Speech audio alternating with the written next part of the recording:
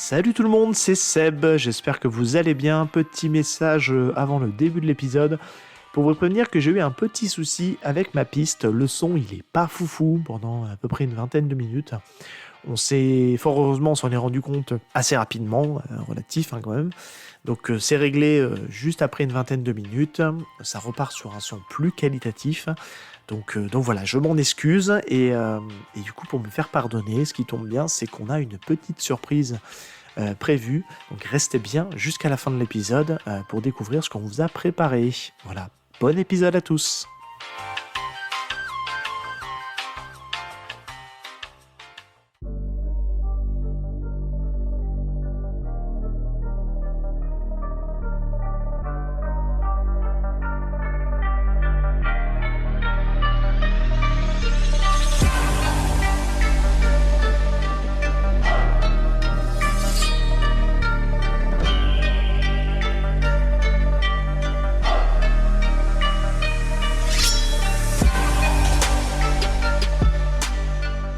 Bonjour à tous et bienvenue dans le 24e épisode de Y a-t-il un pilote dans le manga? C'est le podcast qui décrypte les premiers chapitres des mangas. Je suis Seb et j'ai mon gars sûr avec moi, Val. Salut Val, comment tu vas? Bonjour, salut, ça va et toi Seb? Eh bien écoute, ça va pas mal. On est reparti pour un nouvel épisode. Après donc Bista et donc il y a 2 semaines, on a eu aussi la chance de faire un petit manga du grenier sur Baki. Euh, Maintenant, on repart sur le format classique et pour ce nouveau numéro, nous avons le plaisir de recevoir encore un nouveau profil d'invité. Je suis trop content. On a le plaisir donc de recevoir Aurélien Martinez, responsable éditorial et créateur des éditions Mao. Salut Aurélien, comment ça va? Salut Seb, salut Valentin, enchanté d'être là.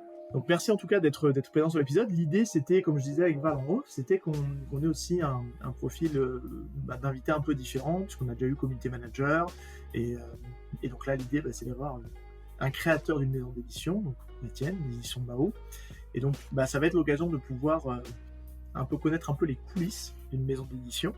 Et c'est vrai que nous on s'était croisés à Angoulême, c'était là qu'on a eu le premier contact. C'est vrai. Et on s'est dit tiens, pas loin de on l'arbre à essaye de Mangaio, je crois, tout à fait. Ouais, je crois, il y avait des gens qui... Ouais, c'était ça, C'est ça. un arbre un peu sympa. Les cerisiers en fleurs tombaient surtout sur nous et ensemble nous avons dit si on faisait un podcast. Voilà. Faisons C'était un peu moins romancé, mais c'était plus ou moins ça. Non, mais c'était ça, il y avait un peu de larmes. C'est ça, tout à fait. C'est bon, on a un scénario, c'est bon, maintenant on peut l'éditer. C'est bon, allez, c'est parti. Allez, c'est parti. Je veux 50% les droits.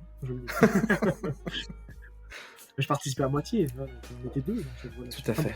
Et moi je pue, c'est ça? Oui, on testera la... On s'arrangera ensemble, Seb, Ouais, pas de problème. Vous vous démerdez pour les royautés, moi je veux pas en être... D'accord.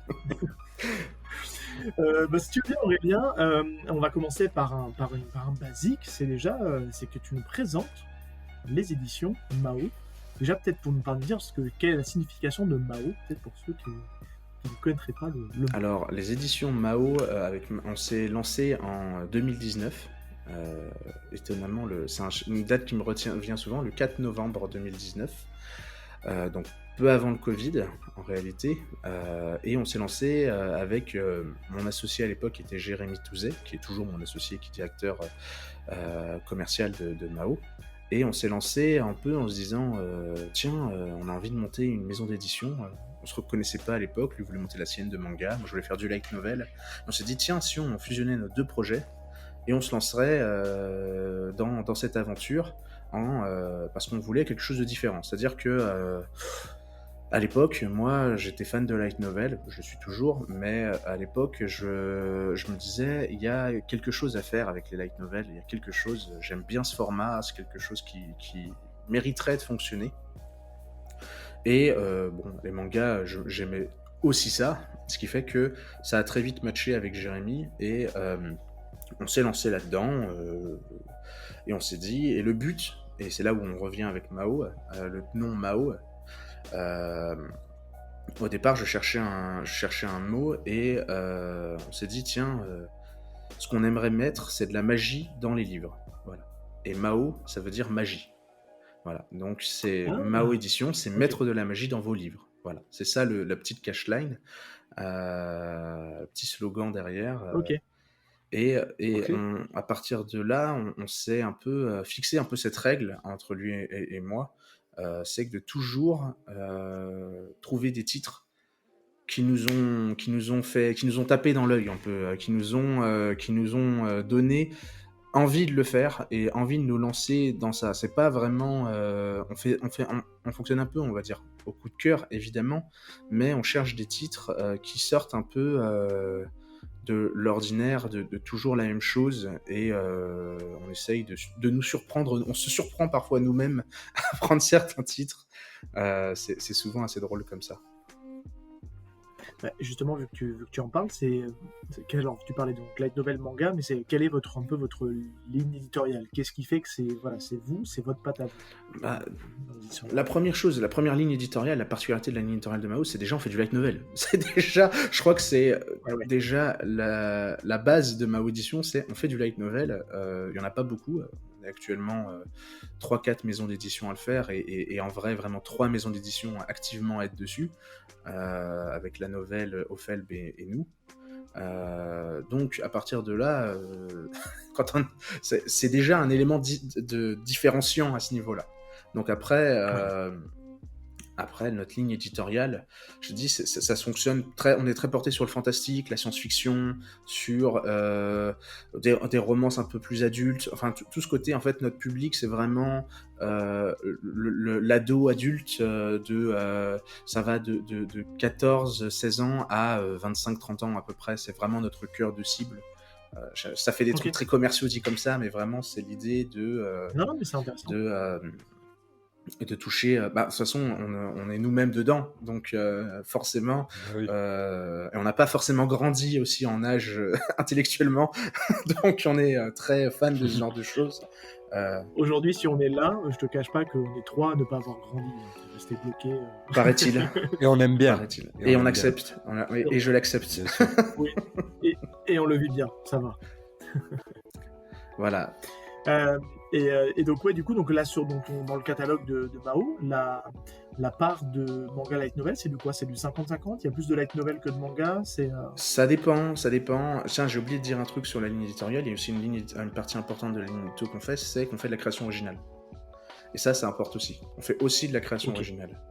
Donc forcément, c'est intéressant à ce niveau-là parce que on prend des manuscrits français ou de l'étranger ou d'ailleurs, et en mixte, par exemple, on a fait Les Enfants de Gore, qui est un light novel français illustré par un japonais, enfin par un coréen qui vit au Japon, qui est Navigavi.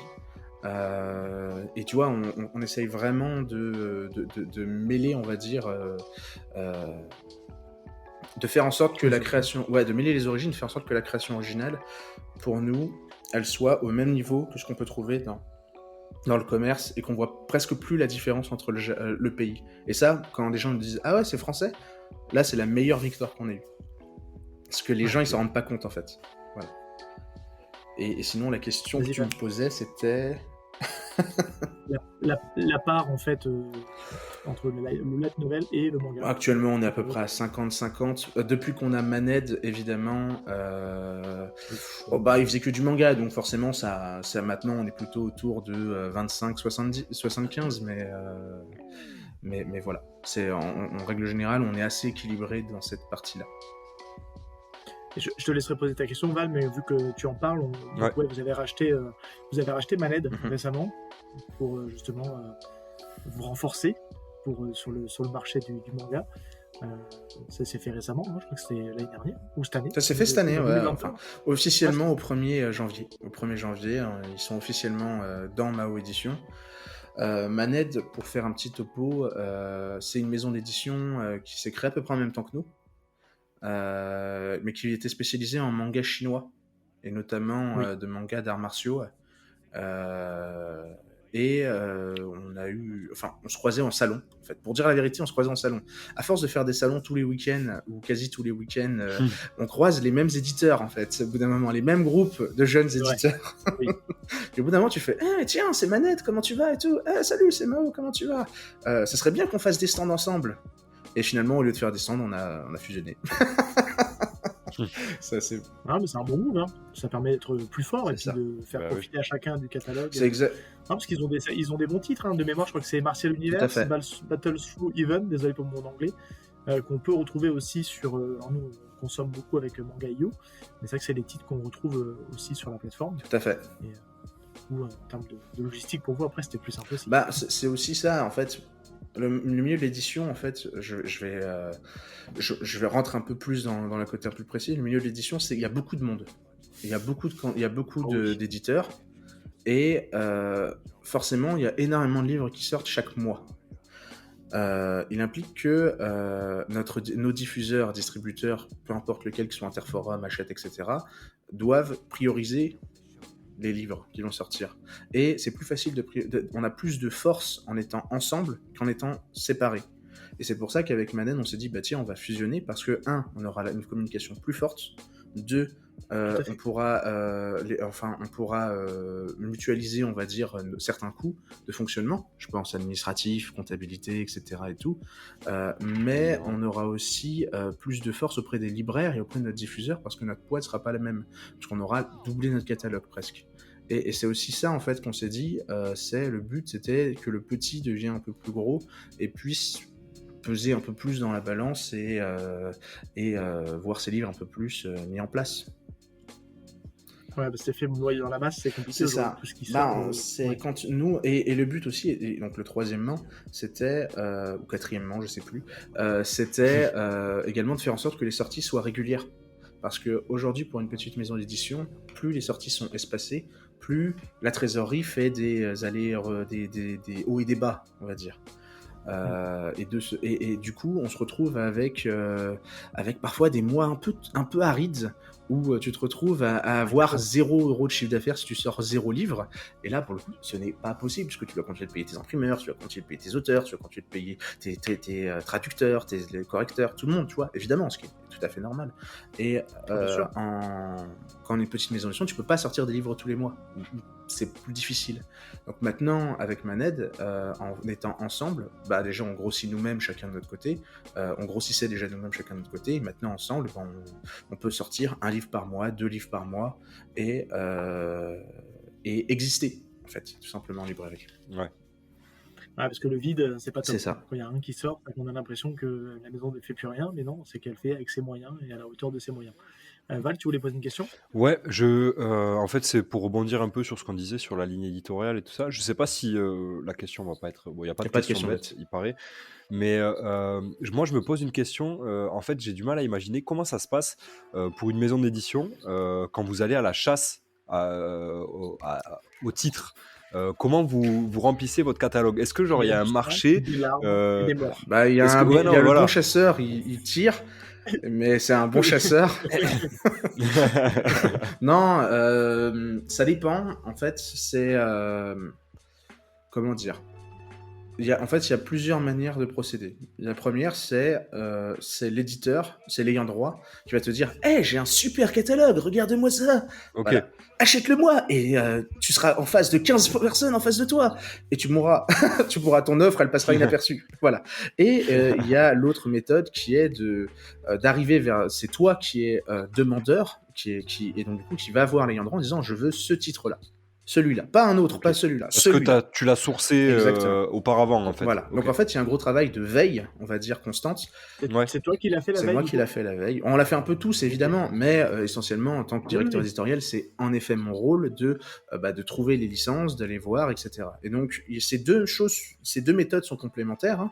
Je prends l'exemple d'Angoulême. Angoulême, on oublie souvent, mais il y a un marché des droits. Et Oui, le marché ok. des droits d'Angoulême, c'est une période où moi, en tant que petit éditeur, je vais avec mon associé, on fait « Allez, viens, on y va, on va faire la tournée des éditeurs !» Et on va dans le marché des droits, qui est un tout petit préfabriqué de 100 mètres de long, 100 mètres carrés de long, tu vois, pas plus... Pas très loin du monde Voilà. des bulles pour ceux qui. Tu peux pas rentrer si t'as pas le passe pro, hein, sinon toi tu rentres pas, hein, il y a un videur à l'entrée, hein, évidemment. Mais moi j'ai le droit de rentrer.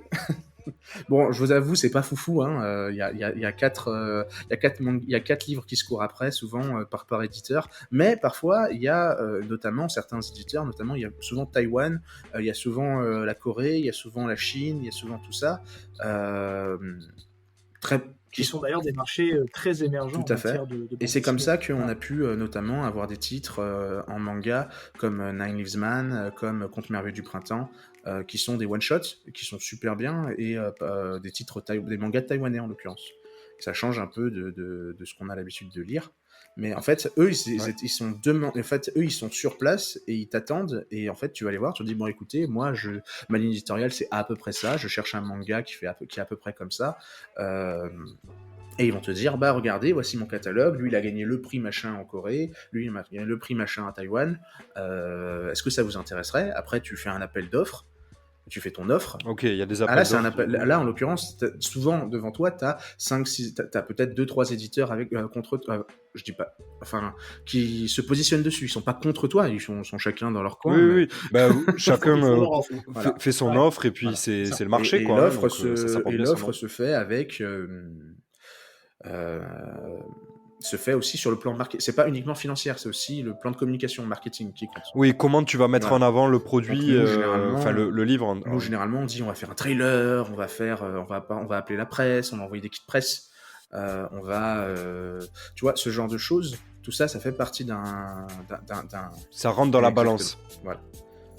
Ok. Et en tant que maison d'édition indépendante, faire du kit presse, c'est quelque chose c'est simple, compliqué, parce qu'on sait que les gros cadors, ils ont l'air d'avoir un peu de budget pour ça, donc ça envoie facilement du kit presse. Moi, j'ai toujours un peu de... Je me dis que les influenceurs ou d'autres personnes qui veulent mettre en avant un titre, qui demandent un kit presse, je me dis toujours, pour une maison indépendante, des fois, c'est peut-être... Je me dis, est-ce que c'est bien de le faire? Donc, on a envie de les aider, quoi, en fait, plutôt que de demander du gratuit. Est-ce que c'est quelque chose qui est facile à gérer en tant que- Quand t'as pas d'argent, t'as des idées. C'est dans le sens où t'as pas d'argent, t'as pas forcément de gros budget, tu vas jouer sur, tu vas réfléchir justement à tourner ton service de presse pour ton kit de presse pour qu'il soit le moins cher possible et qui Ok. propose des goodies simples, des autocollants, des stylos, des porte-clés, ce genre de choses, des petits trucs comme ça. Ça fait toujours plaisir. Ça fait toujours plaisir. Ah oui. Genre pour Nine Lives Man, on a proposé des brumes d'oreiller. On était en plein confinement. On Ok. était en plein confinement à ce moment-là. Tout le monde était Des chez brumes eux, d'oreiller etc. De quoi, pardon? Des brumes Tout ça. d'oreiller. En fait, qu'est-ce c'était que un c'est brumisateur d'oreiller à Ah, la ok. lavande. À la Ah. lavande. Et donc, du coup, Ah. en service de presse, les gens avaient évidemment le livre, évidemment le dossier de presse qui va avec, mais une petite brume d'oreiller qui permettait de mettre un peu un côté floral chez eux, alors qu'on était tous confinés en mode chez soi pendant le Covid. Donc forcément, c'était sympa. Ouais. C'était les gens ont fait ah c'est super cool et tout, j'aime beaucoup. Et évidemment, on en avait fait un peu plus de ces brumes d'oreiller qu'on a ensuite distribuées en salon, etc. Parce que c'est aussi ça qui est intéressant, c'est que et c'est là où moi je trouve c'est mon aspect un peu, on va dire, il n'y en a pas que pour la presse et les influenceurs. J'essaye d'en faire un peu plus pour ensuite on les fait donner ensuite en salon. Voilà. Ouais. Pour l'achat d'un tome, Ok. tu peux avoir un Ouais. petit. Pendant un temps, on avait des brumes d'oreiller qu'on donnait pour l'achat du tome de Nine Lives Man. Ok. Voilà. On n'en a plus maintenant, parce que c'est fini. Mais c'était sympa. Les gens étaient toujours contents. Et c'est original comme manière de, comme Ouais, c'est merch. bah- C'est on peut dire que c'est du merch. Non, c'est pas du merch, c'est du promotionnel. Du promotionnel, ouais. Le merch, c'est un type de contrat précis c'est les goodies, genre t-shirts et compagnie, tu vois. C'est vraiment du produit dérivé. Voilà. Quand on parle de merch, c'est vraiment du gros produit dérivé, une figurine, ce genre de choses. Voilà. Ouais, ok. C'est pas la même chose. Je prends un autre exemple sur Berserk of Gluttony. On avait fait, vu que ça parle la gloutonnerie, etc., on avait acheté des petits sacs de bonbons transparents en forme de monstre. Et on mis des petits bonbons dedans, qu'on a refermés, qu'on a envoyés aux influenceurs. Et en gros, comme le thème est très centré sur la faim, les influenceurs pouvaient manger des bonbons. Ça nous a coûté rien, juste de la main-d'œuvre, juste du temps. Mais les gens étaient contents. Et puis ça colle bien avec Berserk of Voilà. Gluttony, quoi. Pour le coup, Et on peut se mettre à la place du perso, voilà. quoi. Et on avait même fait une petite OP après. On en avait fait plus, tu vois. Finalement, on avait beaucoup trop d'acheter beaucoup trop de bonbons et de sachets. Du coup, on les a donnés en librairie. on a fait une tournée parisienne à ce moment-là des librairies en disant bah voilà, Ok. toute la journée, on va faire une tournée de 5-6 librairies dans Paris. Et pour tout achat du tome, bah, vous partez avec vos bonbons, etc. On pitchait en même temps. Enfin, les libraires étaient super contents. On avait fait Le Renard Doré, on avait fait plein d'autres librairies. Là, j'ai un petit trou de mémoire sur les autres librairies, mais on avait fait beaucoup. C'est vrai que d'avoir l'éditeur qui se déplace en personne, c'est aussi un peu le charme des indépendants. Je trouve que c'est. Et quand je dis indépendant, c'est pas un gros mot, hein, c'est vraiment. Je trouve qu'aujourd'hui, il y a des indépendants dans le milieu du manga qui font du super taf. Et d'ailleurs, tu vois, ça me fait penser à un post d'un de vos confrères, la Naban, qui a fait un post, je sais pas si tu l'as vu passer, qui disait comment aider justement une maison indépendante. Bon, je trouve que c'était bien tourné déjà parce que c'était assez bienveillant, mais on a possibilité sur votre site internet de commander directement chez vous. Tout à fait. Ok, d'accord. Et du coup, c'est ce qui est peut-être plus intéressant pour vous, même si vous vendez par le canal libraire. C'est compliqué. Cette discussion est compliquée parce que d'un côté, oui, ça aide. Les ventes directes nous permettent d'avoir l'argent directement et d'avoir 100%. Voilà. Okay. Mais le réseau libraire, il faut pas sous-estimer le réseau libraire. Pas du tout. Moi, je suis un convaincu. Non, mais je préfère le préciser. Pourquoi je dis que c'est important aussi de soutenir en librairie ça, tout simplement parce que acheter en librairie, certes, on touche moins d'argent, c'est sûr et certain, mais en revanche, ça va nous permettre de fidéliser un libraire. Le libraire, surtout sur les premiers tomes, quand il va commander, lui, il va donner la chance au produit sur les premiers tomes, mais si derrière les acheteurs ne suivent pas, sur les tomes suivants, il va réduire ses quantités. Il va être exactement. Et donc, c'est important de soutenir l'achat une série. Si vous voulez soutenir une série, c'est important d'acheter en librairie. Ok, bah super, merci Aurélien pour ça. Moi j'avais une question, parce que c'est un truc assez qui est un peu dans la thématique du moment. C'est comment est-ce que vous gérez, vous, ce qu'on entend beaucoup en ce moment, c'est la crise du papier. Est-ce que vous êtes impacté? Est-ce que c'est dur à gérer? Comment vous arrivez à gérer ça en tant que maison d'édition indépendante? En fait, on est tous impactés par la crise du papier.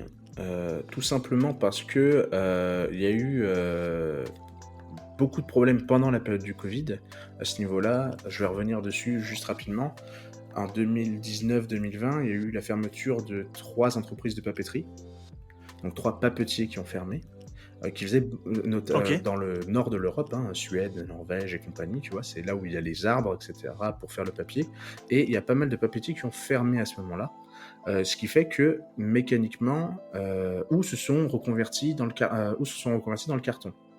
Voilà. Il y a des papiers qui sont fermés, soit qui sont reconvertis dans le carton, parce que il y avait une demande à l'époque qui était, il y avait des médicaments à faire, il fallait bien les emballer, ces médicaments. Plus Amazon, qui arrivait en même temps. Ce que j'allais te dire, les emballages d'Amazon. On était tous confinés. Amazon pèse un peu. Non, mais on était tous confinés, forcément. Les papetiers qui ne vendaient plus de livres de papier parce que c'était fermé, se sont reconvertis donc dans le carton. Et certains ne sont pas revenus au papier. Parce qu'ils ont trouvé que le carton était beaucoup plus rentable, ils sont restés dedans. Donc déjà, il y avait ce premier problème qui est arrivé. Ensuite, il y a eu des imprimeries qui ont fait faillite, évidemment, pendant cette période-là, surtout en Europe de l'Est. Ce qui fait que la demande, on va dire, c'est accru, on va dire, auprès de ces entreprises-là, auprès de ces imprimeurs. Et du coup, il y a eu une hausse générale et un encombrement, on va dire, des éditeurs, parce que tout le monde, vu qu'il y a des imprimeurs qui ont fermé, il faut bien se rabattre vers quelque part. Donc il y a eu un encombrement des commandes à la fin du Covid, quand tout le monde s'est remis dessus, genre je veux mon livre. Ils vont toucher les mêmes imprimeurs et certains savoir-faire, notamment dans le manga. Il y en a que quelques-uns qui font du manga. Tous les imprimeurs ne peuvent pas faire du manga en Europe. Et je parle bien de l'Europe entière. Il y en a 4-5 qui savent faire vraiment du manga. Donc forcément ça reste plutôt limité à ce niveau-là. Donc il y a mécaniquement une augmentation des prix qui s'est faite, et mécaniquement aussi une deuxième augmentation des prix qui a eu lieu à cause de la guerre en Ukraine et des transports.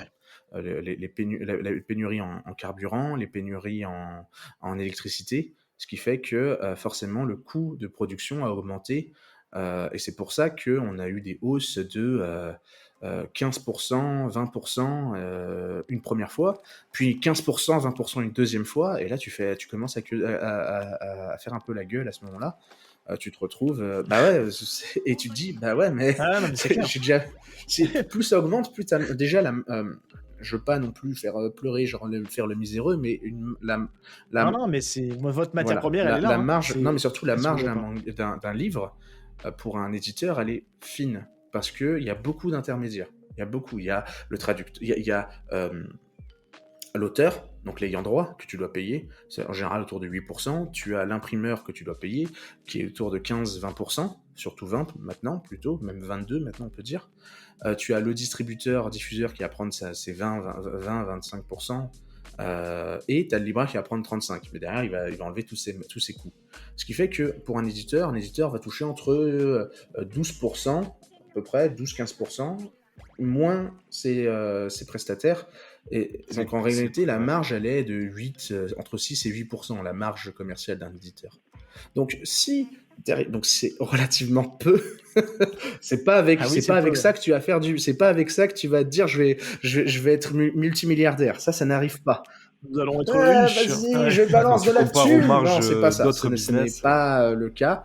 On ne fait pas ça, sauf. Et c'est pour ça que la solution pour les éditeurs, c'est de beaucoup publier, d'inonder le marché pour compenser, on va dire ça. Et c'est là où il y a tout le problème de mais si tout le monde fait ça, il n'y a plus de place. Voilà. Donc c'est un peu le serpent qui se mord la queue à ce niveau-là.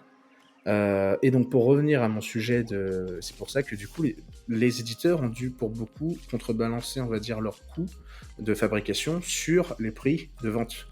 Et c'est pour ça qu'on a vu légèrement des hausses de prix récemment même chez Mao. Chez Mao, on a augmenté le prix de 20 centimes sur les mangas parce qu'on était obligé. On est passé donc de 7,40 à 7,60 parce qu'on était obligé de le faire en fait pour compenser en fait cette hausse trop importante parce qu'on ne pouvait plus le faire, on ne pouvait plus supporter cette dépense. Voilà. Donc, et je dis, mais il y en a d'autres. Il y a eu Mangetsu, il y a eu Crunchyroll, il y a eu Kana, tout le monde a augmenté un peu ses prix, ce qui est. Oui. Enfin, Kana vient d'annoncer des hausses à l'instant là. Donc il y a eu des hausses de prix. La bonne nouvelle dans ce secteur-là, c'est que récemment, j'ai vu que ça y est, la hausse s'arrête côté papetier et imprimeur. Donc il y a bonne nouvelle, on a eu une légère baisse là au mois d'avril, mars-avril, qui est des alentours 2023 pour ceux qui écouteront ça plus tard en replay, qui est de l'ordre de 10%. Ouais, t'as vu, je suis gentil, je pense même à tes... Ah ouais, c'est bien. Le futur. On date le podcast dans le temps. C'est très bien, il faut. Et donc du coup, là, on a eu une légère baisse de 10% à nouveau des coûts. Alors ça s'explique aussi parce qu'il y a un peu moins de commandes en ce moment, mais ça présage, on va dire, au moins une légère stagnation de cette hausse, on va dire. On l'espère. S'il n'y en a pas d'autres qui vont augmenter d'autres moyens. En tout cas, côté imprimeur, ça commence à se calmer. Ouais, mais de toute façon, c'est un marché ultra complexe. L'offre et la demande est de plus en plus compliquée à gérer. Donc, malheureusement, c'est complexe. D'où, du coup, ça me fait me poser une question. Le positionnement sur le numérique, du coup, est d'autant plus stratégique qu'il faut qu'il compense, j'imagine, aussi un petit peu, pas le marché, mais en tout cas les potentielles pertes qu'il puisse y avoir sur la partie physique. Ça, c'est dans un monde idéal, ça serait vrai. Dans un monde idéal, ça serait vrai. J'aimerais beaucoup. Je souhaite de tout cœur, je suis le premier à soutenir le numérique parce que je pense que c'est aujourd'hui un marché qui a de l'avenir. Mais aujourd'hui, il faut remettre un peu l'église au milieu du village. C'est qu'aujourd'hui, le marché du numérique, c'est un marché qui touche essentiellement les gros lecteurs. Qui touche, je crois qu'on est à 26% des lecteurs seulement. Okay. C'est pas C'est si pas mal, si en vrai, mal, hein. mais on est très loin des États-Unis ou du Japon, qui sont. Alors, les États-Unis sont à 50% de lecteurs, plus de 50% de lecteurs qui lisent en numérique, ce qui est C'est énorme. Au Japon, ils sont à près de 75-80%. Hein. Ah, il y a une ils ont vraie, fait il y a- Voilà, la il y a une transi. vraie transition, une vraie une vraie bascule. bascule à ce niveau-là. il y a une histoire aussi que j'ai appris qui est tout bête, c'est que en fait le manga est au même prix que le numérique. Chez nous, tu veux dire? Non, non, au Au Japon. Japon. Au Japon, il y a pas de différence de prix entre le prix du numérique et le prix du manga. Je pense que, tu sais, aujourd'hui, alors, c'est une théorie un peu con, hein, ce que je vais dire, mais je pense qu'il y a du sens. Aujourd'hui, les gens, quand tu as en fait un médium qui est moins cher que le format papier, ça donne en termes de, côté pas luxe, mais en termes de volonté, quand c'est un peu plus cher, tu te dis, ah, c'est parce que c'est de meilleure qualité. Par contre, quand tu positionnes deux produits au même prix, tu te dis, bon, bah, tu peux plus te dire, bah, tiens, ouais, ça veut dire qu'en termes de qualité, en termes de, enfin, de rareté, c'est pas le mieux mot, mais vous voyez ce que l'idée un peu, c'est. Et je pense qu'au Japon, en fait, le fait d'avoir fait ce move, d'avoir mis le numérique au même prix que le papier, ça met en fait les deux médiums en fait au même niveau. Donc forcément, ben, peut-être c'est plus simple pour les Japonais d'acheter en numérique. Peut-être. Moi, je pense qu'ils ont surtout eu une grosse politique de magazines de prépublication qui ont réussi à sauter le pas. Ouais. Donc c'est un peu différent de ce que nous on a en Europe. En France notamment, et par rapport aux États-Unis, ce qui est arrivé en fait, c'est qu'ils avaient Amazon qui est arrivé avec son Kobo Kindle, c'est Kindle, hein, c'est ça, c'est Kindle, et ça a roulé sur le marché en fait, ça a roulé sur le marché et ouais. ça a roulé aussi sur le marché physique. Donc, à partir de là, ils ont pu faire une politique de prix très agressive dans le format numérique. Ce qu'en France, on a dit non directement. on a forcé le prix unique, enfin, on avait le prix unique du livre déjà en France, et les éditeurs à l'époque, donc là on remonte 20 ans en arrière, 10 ans en arrière, je vais un peu trop loin. Où ils ont freiné un peu l'arrivée d'Amazon en France. Parce que les éditeurs de print, je veux dire de format physique, ont eu peur en réalité d'Amazon à l'époque, ce qui fait que en gros ils ont freiné aussi la commercialisation de liseuses parce qu'à l'époque il fallait une liseuse, et de ce fait on se retrouve avec ce que n'a pas l'Allemagne par exemple. L'Allemagne a réussi à un taux beaucoup plus important que nous en termes de lecteurs numériques, ce que nous on n'a vraiment pas en France, et ce qui fait que on a la diffusion numérique, la distribution numérique est beaucoup plus compliquée aujourd'hui à faire que dans d'autres pays européens où c'est beaucoup plus facile. Et en règle générale, pour une maison d'édition, je parle bien d'une maison d'édition, ça fait entre, allez, à l'époque, si je remonte quelques années en arrière, c'était 2% du chiffre d'affaires d'une maison d'édition. Donc c'est vraiment peu. Là, je pense qu'on est entre 5 et 10% aujourd'hui. Le numérique correspond à ça à peu près. Ça reste une belle progression, mais ça reste 5% du marché d'un chiffre d'affaires d'une maison d'édition. Donc la hausse, on parlait de la crise du papier tout à l'heure, en disant la question c'était est-ce que ça contrebalance? Pas encore.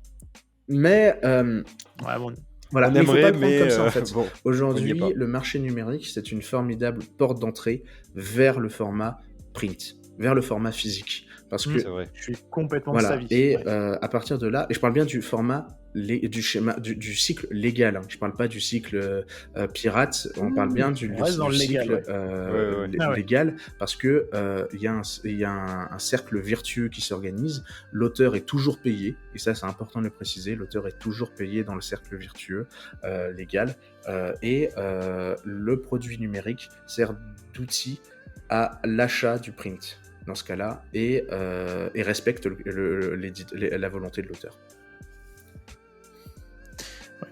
Non, mais c'est intéressant parce que c'est vrai que le numérique prend de plus en plus de place. Il libère aussi de la place dans les bibliothèques, faut se te dire. Moi, je sais que, avec Val, on est les convaincus du numérique. Mais c'est intéressant parce que du coup, ça fait le lien avec la question que je voulais te poser. C'est que aujourd'hui, vous avez fait le choix donc du papier, mais vous êtes aussi présent sur pas mal de plateformes numériques, que ce soit à l'achat ou que ce soit dans des formules à l'abonnement qui sont dans un package illimité.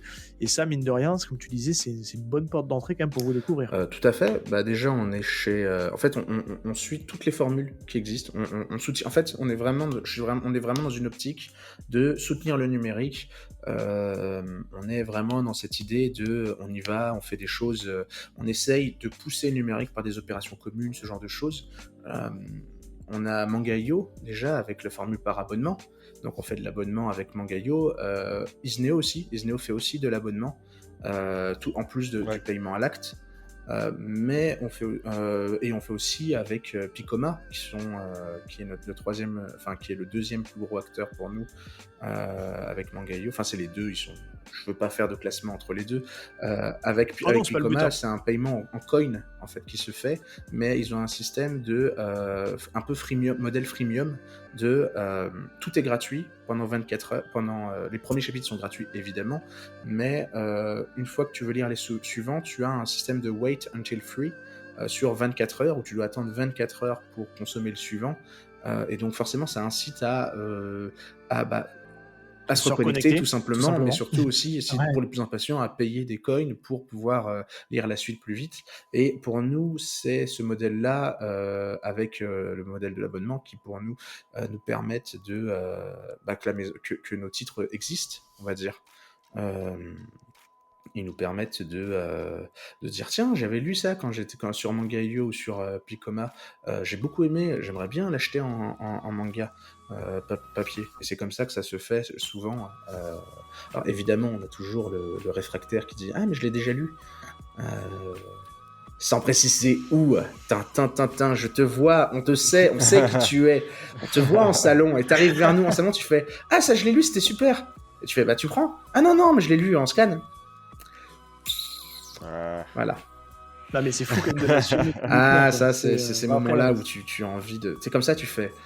Et au moins la décence de pas me le dire en face. Non. Genre fais genre que tu l'as lu. Même fais-moi genre que tu l'as lu sur Mangayo. Je m'en fous. Fais genre que t'es un bon consommateur. Je m'en fous. Mais dis-le moi pas en face. Quoi. Moi après j'ai le seum. Bah oui, c'est d'autant plus frustrant. Enfin bref, c'est comme ça. Malgré tout, ça reste une grande partie aussi de l'audience, même si c'est un circuit. Non, mais on n'est pas fou. On sait. Ouais, bien sûr. On Vous est êtes très conscient conscient de de ça. ça. Hein, mais ne pas me le dire à moi, l'éditeur légal. Tu vois, le représentant de l'auteur sur Terre. Tu vois, amen. Tu peux pas le dire, c'est un peu genre bonjour, je te fais un gros doigt et j'avance et je te dis je m'en bats les couilles.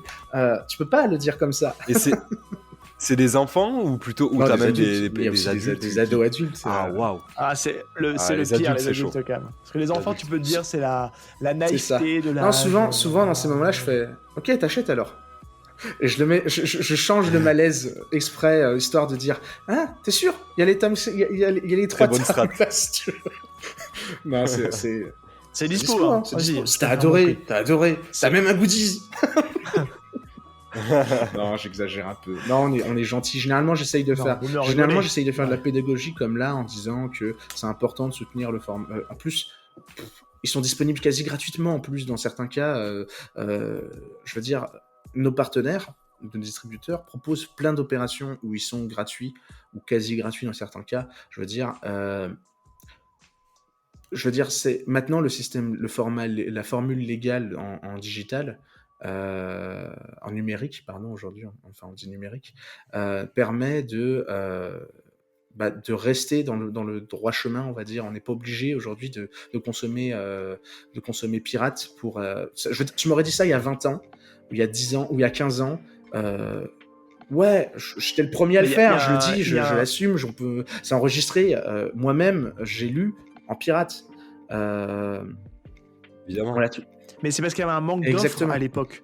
Là, aujourd'hui, il y a une offre qui est tellement importante qu'aujourd'hui, moi, à titre perso, j'ai pas le temps de tout pirater pour tout lire. Donc aujourd'hui, j'ai les lectures sur Mangayo. Après, moi, je passe par Google Play pour acheter mes numériques, mes livres en numérique.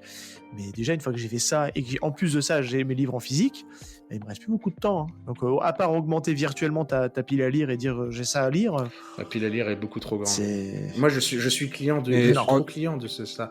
Je suis sur chaque plateforme, que ce soit Mangayo ou Picoma, sur ces deux plateformes-là principalement. J'en suis à 130. Sur Picoma, par exemple, je suis à 130 livres lus. Je suis 130 séries. Je n'arrive pas à m'arrêter, je passe des heures dessus, je peux passer des heures. Non mais c'est super. Donc, le numérique. Et je n'ai pas besoin de les acheter. Et c'est pareil pour Mangayo, je lis des choses que je n'aurais pas lues normalement. Enfin bref, Ça c'est clair. On en Mais avait c'est- parlé avec Kevin, ça, Ouais, et puis justement de ça. c'est important de le préciser. Je trouve que le numérique, aujourd'hui, il y en a plein qui soit font le raccourci en disant on lit sur le téléphone ou on lit sur l'ordinateur. Mais en vrai, c'est pas le format le plus confortable. Moi, aujourd'hui, Non. tous ceux qui sont passés La au numérique, tablette. je leur ai dit prends une tablette, tu verras, ça Ah va faire ouais. la différence. Et ben, tous ceux qui ont pris une tablette et qui se sont mis au numérique, ils ont dit ah ouais, ça change la vie. Et Ah moi, bah, je pourrais j'ai dire oui, encore plus. c'est top. Prends Hein. un livre. Un vrai. Oui, non mais oui, bien sûr, non, mais on est d'accord. Non, mais là, comme on était sur le sujet du numérique, c'était, je trouvais le meilleur Tout outil à pour fait. le consommer.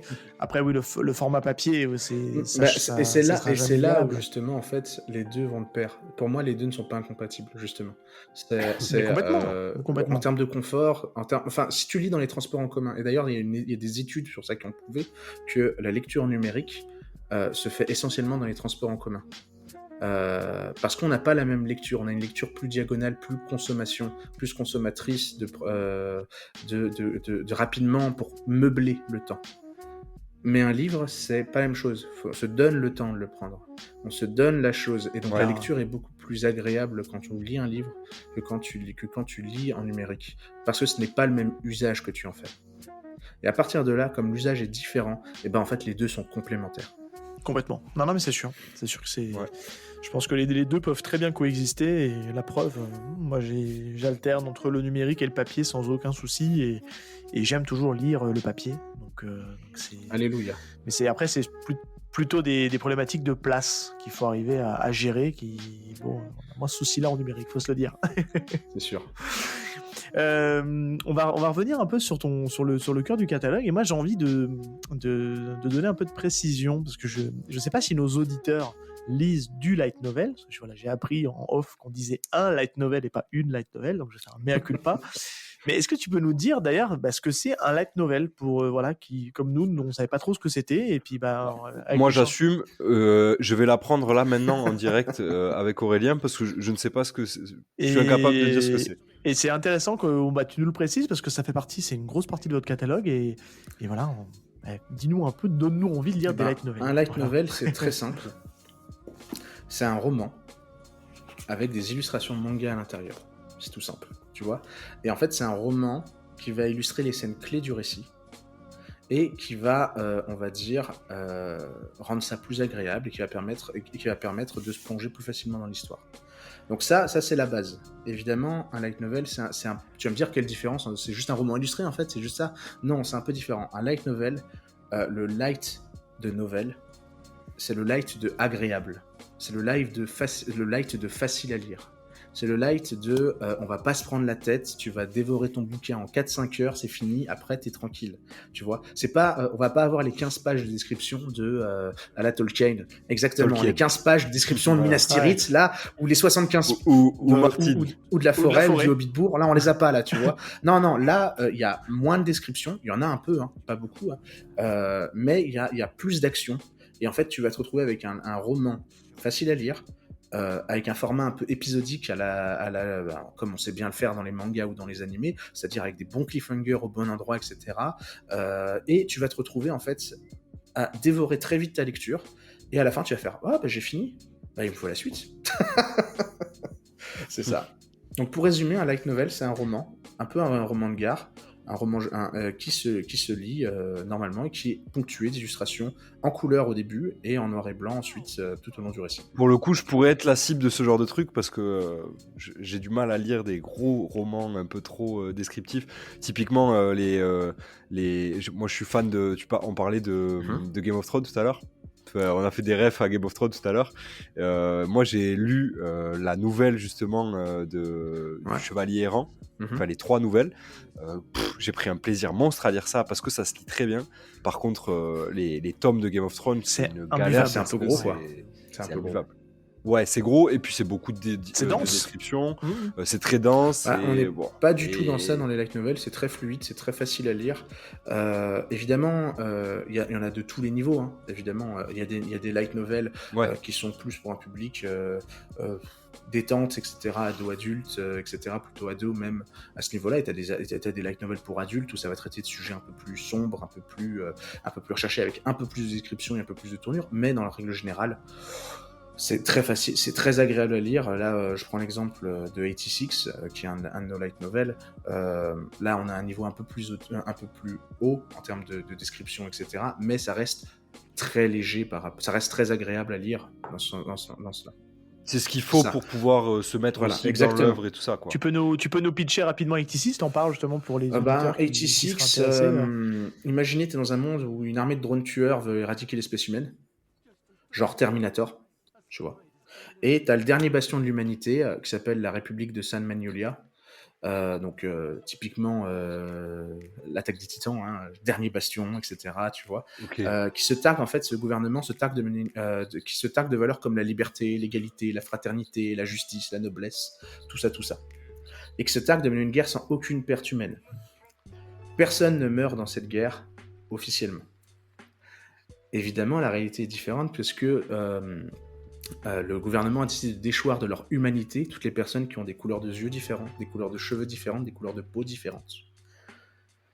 Et toutes ces personnes-là sont donc déportées et dans le 86e district, ok. où ils sont envoyés à la mort contre les armées de drones tueurs, où ils meurent par millions en chair à canon, dans des chars à moitié pourris, et ils meurent par millions. Mais il n'y a pas de perte humaine, vu qu'ils sont pas humains. Parce qu'ils sont, Voilà, ils sont pas réfléchis, humains. Ouais, ok. réfléchis. C'est exactement ça. Et donc on va suivre deux personnages, un 86 et une commandante du camp des oppresseurs qui va essayer de rétablir leurs droits et les sauver. Voilà. Ok. Ok. Ouais, Donc typiquement un sujet quand même beaucoup plus lourd, un peu plus lourd. Lourd et entre guillemets c'est profond. Ça va quoi, parler. dans C'est ce que ça raconte. une tragédie. C'est un peu ça tend vers la tragédie, mais en même temps c'est de la science-fiction, c'est de la guerre, c'est très fun à lire. En light novel, pour le coup, c'est très très bien écrit, tu vois. Et pour le coup, le manga, je devrais pas le dire, mais je le conseille moins parce que il s'est fait arrêter en cours de publication, donc ça c'est moins cool. Et deux, il y a moins de détails, c'est moins beau que le light novel, et l'animé, puisqu'il y a un animé, se rapproche du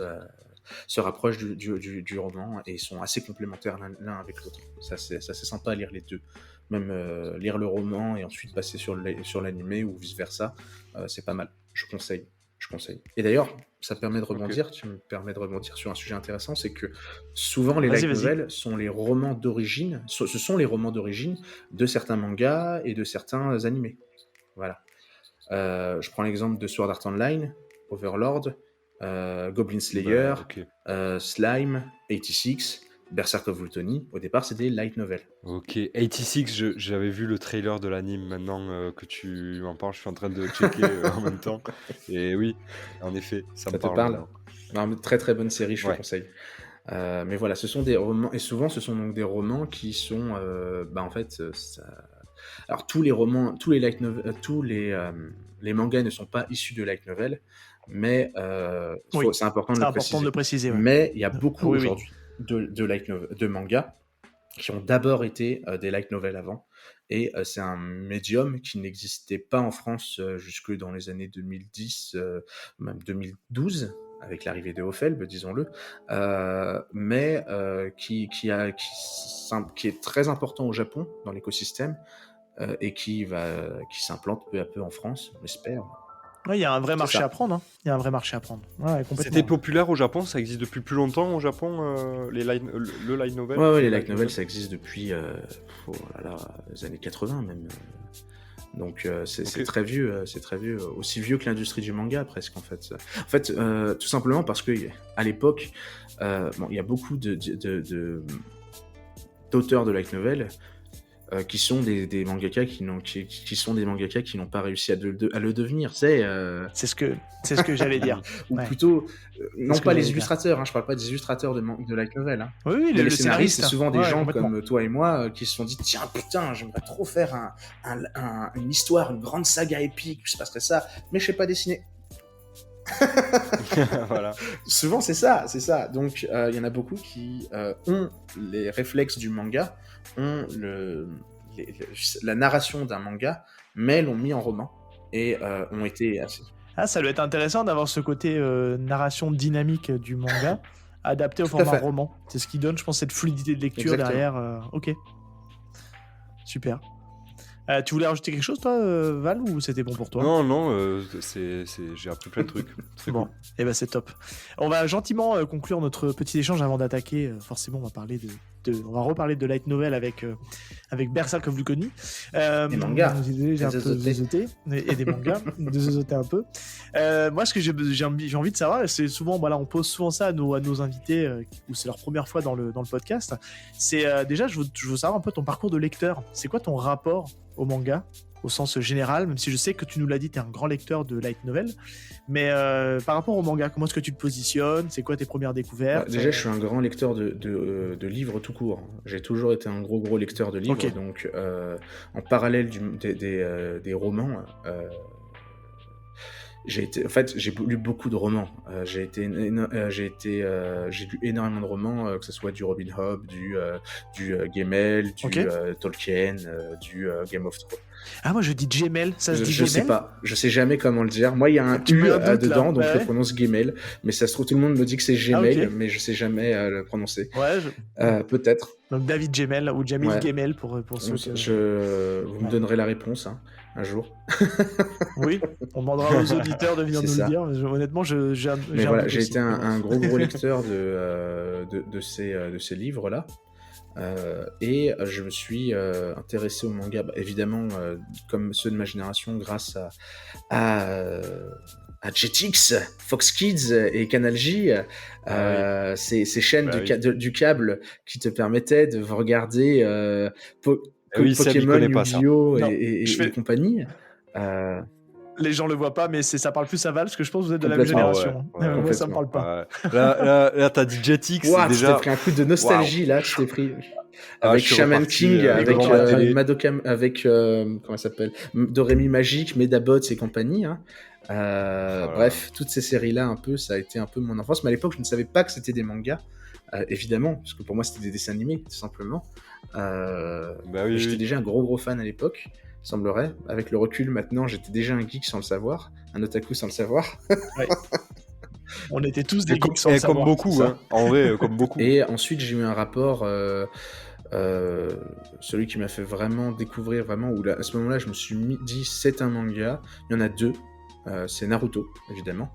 Parce que à l'époque, je l'ai regardé même sur Dailymotion. ouais, À l'époque, on avait ok. encore oui. on avait encore c'était pas la DSL, c'était le. Tu sais, le truc, tu sais. Ouais, le 56K. Tu sais, avec un modem, tu sais, ouais. ce vieux truc où tu. C'est Oui. quoi, Un ça, modem, ouais, à l'époque où Ah tu ouais. mettais, Le modem 56K. 40 ouais. minutes ou 50 minutes pour Le lancer une vidéo sur Dailymotion. Et je me rappelle, quand j'étais plus jeune, je me suis lancé sur ça avec Naruto en japonais. C'est les premiers animés japonais que j'ai vus. Et à côté, évidemment, c'était Yu-Gi-Oh! Voilà, qui étaient mes deux shonen de l'époque, mes deux mangas d'aventure, action, ado que je consommais à balles. Et En même temps, et on doit être de la même génération, on pouvait pas y échapper. Mais tant C'était mieux, on va impossible. dire. Après, Ouais. moi, carrément. enfin, on est de la même génération, donc on peut dire qu'on avait un rapport au manga un peu différent d'aujourd'hui, où le manga était vu comme le côté tu lis des mangas, ce côté genre c'est genre. C'est un peu ouais, comme toi, tu vois, comme toi, Seb. Ah ouais, c'était déjà. On n'en parlait pas, hein, ça se disait pas, c'était Non, mais honte. la Non, honte. non. La Honte. honte.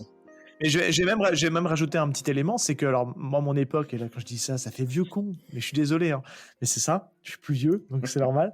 Mais à mon époque, on n'avait pas trop les mangas, mais on avait cet effet-là qui s'est déporté après sur les mangas, sur votre génération, mais c'était les jeux vidéo, nous. Quand on parlait jeux vidéo, t'étais tout de suite catalogué. C'était quoi. même sur notre génération, les jeux vidéo. Ouais, c'était pareil. Non, hein. à l'époque. Oui, non, mais pareil. ça s'est décalé aussi sur les Voilà, mangas donc ça aussi. fait un mais peu c'est vrai que t'assumais pas trop, quoi. C'est ça, les stars du lycée aujourd'hui, c'est les lecteurs de manga Tout à et fait. qui jouent à Call of Tout à Duty, fait. quoi.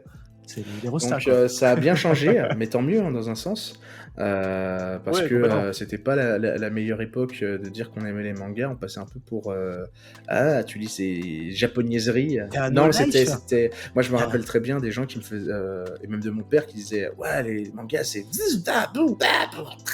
Tu vois, c'était ça. C'était, il y a pas de texte dedans, il y a que des onomatopées. Merci papa. Ouais. Tu devais avoir aussi le même genre de rumeur que, tu sais, les joueurs de jeux de rôle. Il y a des gens qui sont morts. en Tout lisant à les fait, mangas. exactement. Ils ont mis un nom dans une Death Note et ils sont morts. Voilà. Ils sont morts. Il y a Voilà. des gens qui sont devenus fous en lisant des mangas. Exactement. Ne lis pas Donc ça. C'est ensuite, pas bien, évidemment, c'est il y a le mal. eu... et là, on remonte à la partie collège où il y a eu une grosse phase de... en fait, moi, c'était les années 2000, hein, donc c'était... ça a été Fate Stay Night, ça a été Code Geass, ça a été Death Note, toute cette partie-là qui ont un peu meublé ma génération. Et j'ai eu un rapport au manga très porté par l'animé, puis ensuite par le livre. Ça, c'était plutôt la seconde, où là, j'ai eu un manga qui m'a un peu changé, on va dire, et qui m'a lancé dans le papier frénétiquement, qui a été Broken Blade chez Ah oui. Doki Doki. Broken Blade chez Doki Doki, qui était un manga de mecha. Ah oui, Avec oui, si c'est bon. une Je épée remets. brisée, Ok. etc. sur la tête, Oui. qui était excellent. Exactement. Qui, c'est, dans mon plus grand malheur, n'a jamais été édité par Doki Doki après le tome 10. Et Doki Doki, je Comme vous beaucoup vois, de je vous mangas, vois comme ça, là, je vous en voudrais toute ma vie de ne pas avoir fini la série. Mais bon, je vous aime aussi parce que... Mais vraiment comme beaucoup de mecha. Hein. Les mangas de mecha, je crois que c'est c'était très compliqué c'était en plus France, un problème ça va. d'ayant droit là à l'époque, parce que l'ayant droit a voulu augmenter Ah, d'accord. son minimum garanti et le tirage, ce qui fait que Doki Doki ne pouvait plus suivre. Bref, c'était une autre époque aussi. Mais bref, pour revenir à cette idée, je me suis lancé après j'ai beaucoup acheté au période lycée. Et à côté de ça, je faisais ce qu'on appelait... à l'époque, on parlait du piratage, mais à l'époque, tu remontes 10 ans en arrière. Forcément, pour consommer, il n'y avait pas Wakanim, il n'y avait pas Crunchyroll, il n'y avait pas ADN. Donc il y avait du fansub, Non. et moi j'ai fait du fansub pendant des années. Et c'est ça qui m'a donné la passion ensuite de me dire un jour, je sais faire, je peux le faire, et j'en ai fait mon métier. Voilà. Mais ça remonte. Tu parles japonais du tout? Pas du tout. Ok, c'est une question que je Non, me pas du posais, tout, parce que je laisse ça à des vrais professionnels, qui sont des traducteurs, Ok. et je ne Oui, veux non, mais pas... complètement. Mais tu pourrais avoir des J'ai des notions, j'ai animé troisième langue. Je parle très bien animé troisième Ouais. langue, mais je suis fluent, Ah bah, comme tout le monde, quoi. vraiment. Ouais. Isashi Buletana, Yare Daze, Date Date Bayo, Bayo, et ça, voilà. Bakana, Enfin, les On insultes les a. aussi, très bien, voilà, ce genre de choses. Non, ça, je maîtrise très bien l'animé, la langue animée. Ouais. Mais je pourrais même je pourrais écouter un animé presque en le comprenant presque intégralement, mais je suis pas capable de le parler. Je suis incapable de le parler, et à ce titre, je préfère m'occuper de la correction et de ce genre de choses, plus que de la traduction, parce que ce n'est pas mon métier. Et c'est tant mieux d'ailleurs, parce que les traducteurs, c'est un métier ultra compliqué, c'est un métier ultra important. Et, oui.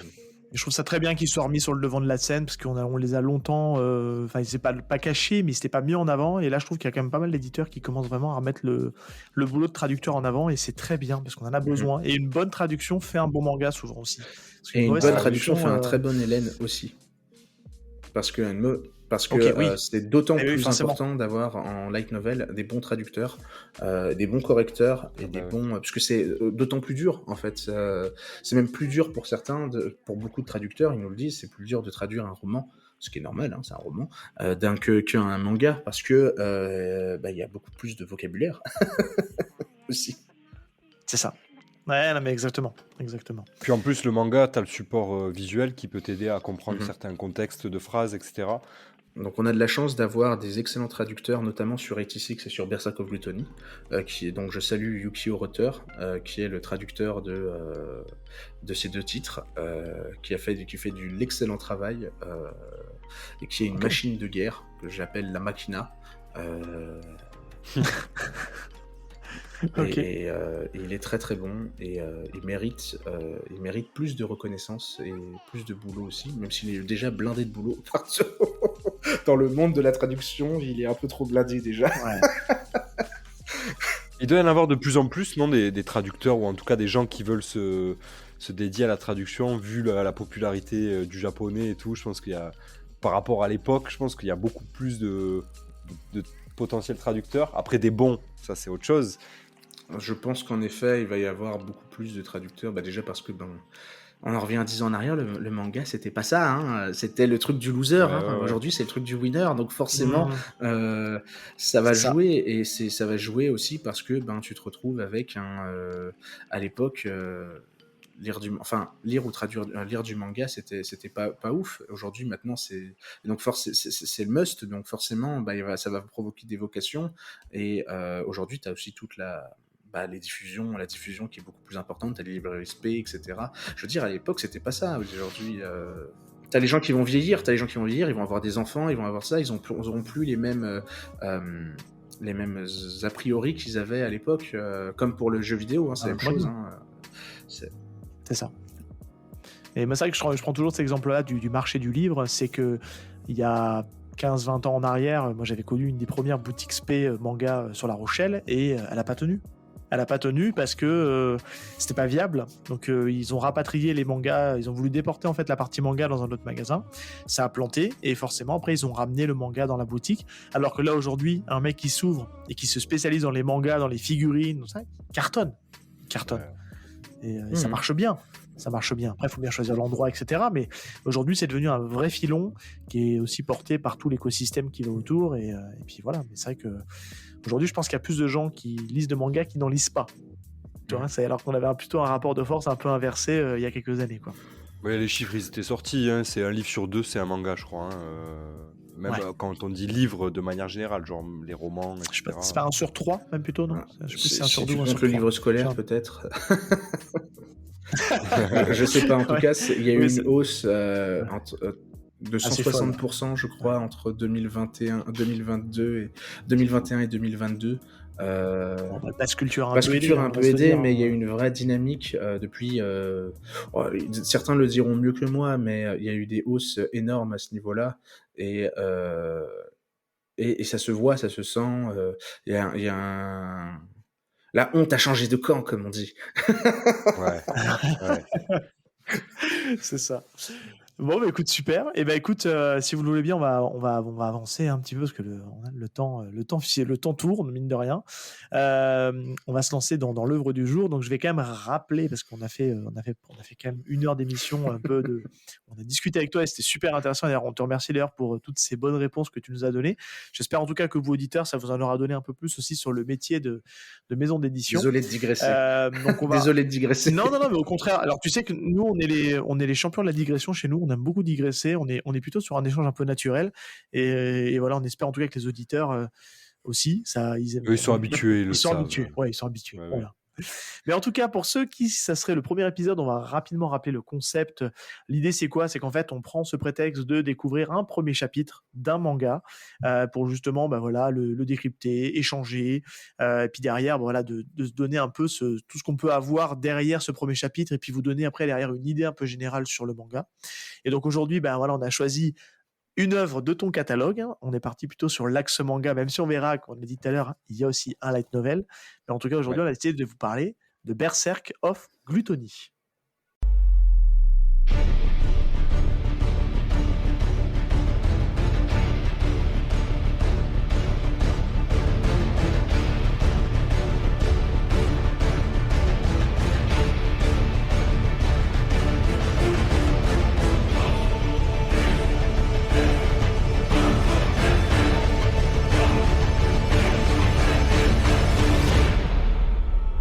Et c'est là que je laisse la main à Val. Il va reprendre la main. Mais n'hésite pas, mon cher Aurélien, à reprendre la main de temps en temps pour nous apporter un petit peu de choses en fonction de là où on est, dans ce que t'explique Val sur ce qu'il a pu noter, en tout cas, sur le manga. Là, je suis en train de présenter une œuvre de ton catalogue, donc j'ai un peu la pression parce qu'il faut faire ça. Non, mais je vais faire le grammaire nazi derrière qui dit « Ah, non, c'est pas tout à fait ça, monsieur !» Je t'en prie. Je vais essayer de faire au mieux. Donc du coup, Berserk of Gluttony, donc c'est une histoire très importante de Ichiki. Voilà, pas facile et non. Le manga est dessiné par Daisuke Takino et si je me trompe pas, le light novel, les dessins du light novel ont été faits par Fame, c'est ça? Les designs originaux, du coup, qui ont été repris dans le manga. Exactement. En fait, Fame est l'illustrateur du light novel. Ichiki est le scénariste, celui qui écrit l'histoire. Tout Le à fait. scénariste. Exactement. Donc c'est un shonen, pur shonen. À mon humble avis, de ce que j'en ai lu. Je te laisse faire. Vas-y. Pour moi, c'est un pur shonen d'heroic fantasy. Et je pense que La question, c'est, je pense, est-ce que c'est prépublié dans un magazine de shonen? C'est peut-être là-dessus où il y a le petit. C'est une bonne question, sachant que c'est Micro Magazine l'ayant droit, et que donc du coup il n'y a pas de classification. Voilà, elle était là, la petite ok. subtilité. Parce qu'aujourd'hui, ça fait beaucoup débat. On en a discuté en off avec Val, c'est qu'en fait, on a tendance, nous, à mettre des classifications de shonen, shoujo, etc., comme du genre. Et en fait, c'est souvent étiqueté d'abord, avant tout, par le magazine de prépublication. Donc après, il y a des thématiques un peu récurrentes dans le shonen, dans le shoujo, etc. Bon, nous, on l'a mis shonen parce qu'on, des fois aussi, on aime bien en France mettre ça dans une case. Je crois que je vous intimide parce que vous essayez de vous justifier, c'est pas grave. Hein. Vous avez le droit de dire que c'est des shonen. C'est pas un gros mot, mais c'est vrai qu'en ce moment, il y a des, on a la sphère. Je suis tout à fait dans cette optique-là. Pour moi, la classification shonen, shoujo, seinen est donc une classification par cible. Et cette classification par cible est inadaptée par rapport à une classification par genre. Pourquoi ? Allez, je digresse encore. Allez, c'est parti, on digresse. Pourquoi la classification par cible est inadaptée par rapport à une classification par genre ? Déjà, premièrement, parce que cette classification par cible va cloisonner... en fait, c'est une classification pour des magazines. Et cette classification pour un magazine, on ne classifie pas de la même manière un magazine d'un livre. Un magazine, ton but, c'est de toucher un public déterminé. Des garçons, des filles, des femmes, des adultes. Je prends l'exemple, Playboy, sa cible, c'est les hommes. Les femmes, évidemment, les femmes. Non, pardon, les hommes. Évidemment. C'est un magazine féministe. Vogue, c'est un magazine qui cible les femmes. People, c'est un magazine qui cible les fous. Non,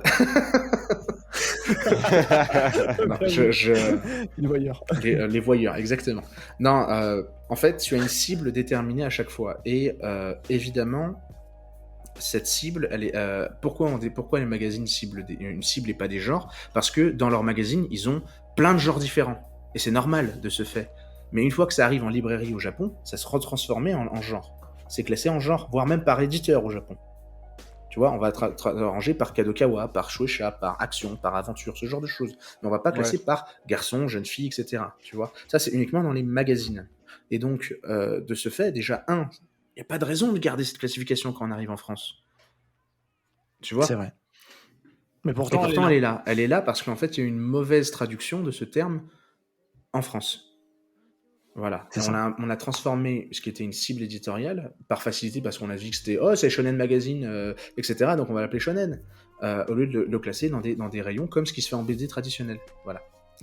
Et ça c'est le premier point. Le deuxième point, c'est que en France, le rayon Shonen aujourd'hui, il est rempli de choses qui ne sont pas issues de Shonen. Ouais, pourquoi ? Parce que aujourd'hui, 70% des ventes de manga sont dans le rayon shonen. Donc un éditeur, quand il va arriver, il va dire « tiens, j'ai un magnifique shoujo, mais je vais pas le ranger en shoujo parce que sinon je vais faire 10% des ventes. Alors je vais le ranger dans shonen, comme ça je suis sûr de vendre. » Ce titre, il s'appelle Black Butler. C'est tout à fait ça. Et ça arrive, il y en a plein des comme ça. C'est exactement tiens, et c'est pareil avec le seinen. Des choses qui sont en seinen sont classées en shonen. Des choses qui sont en shonen sont classées en seinen.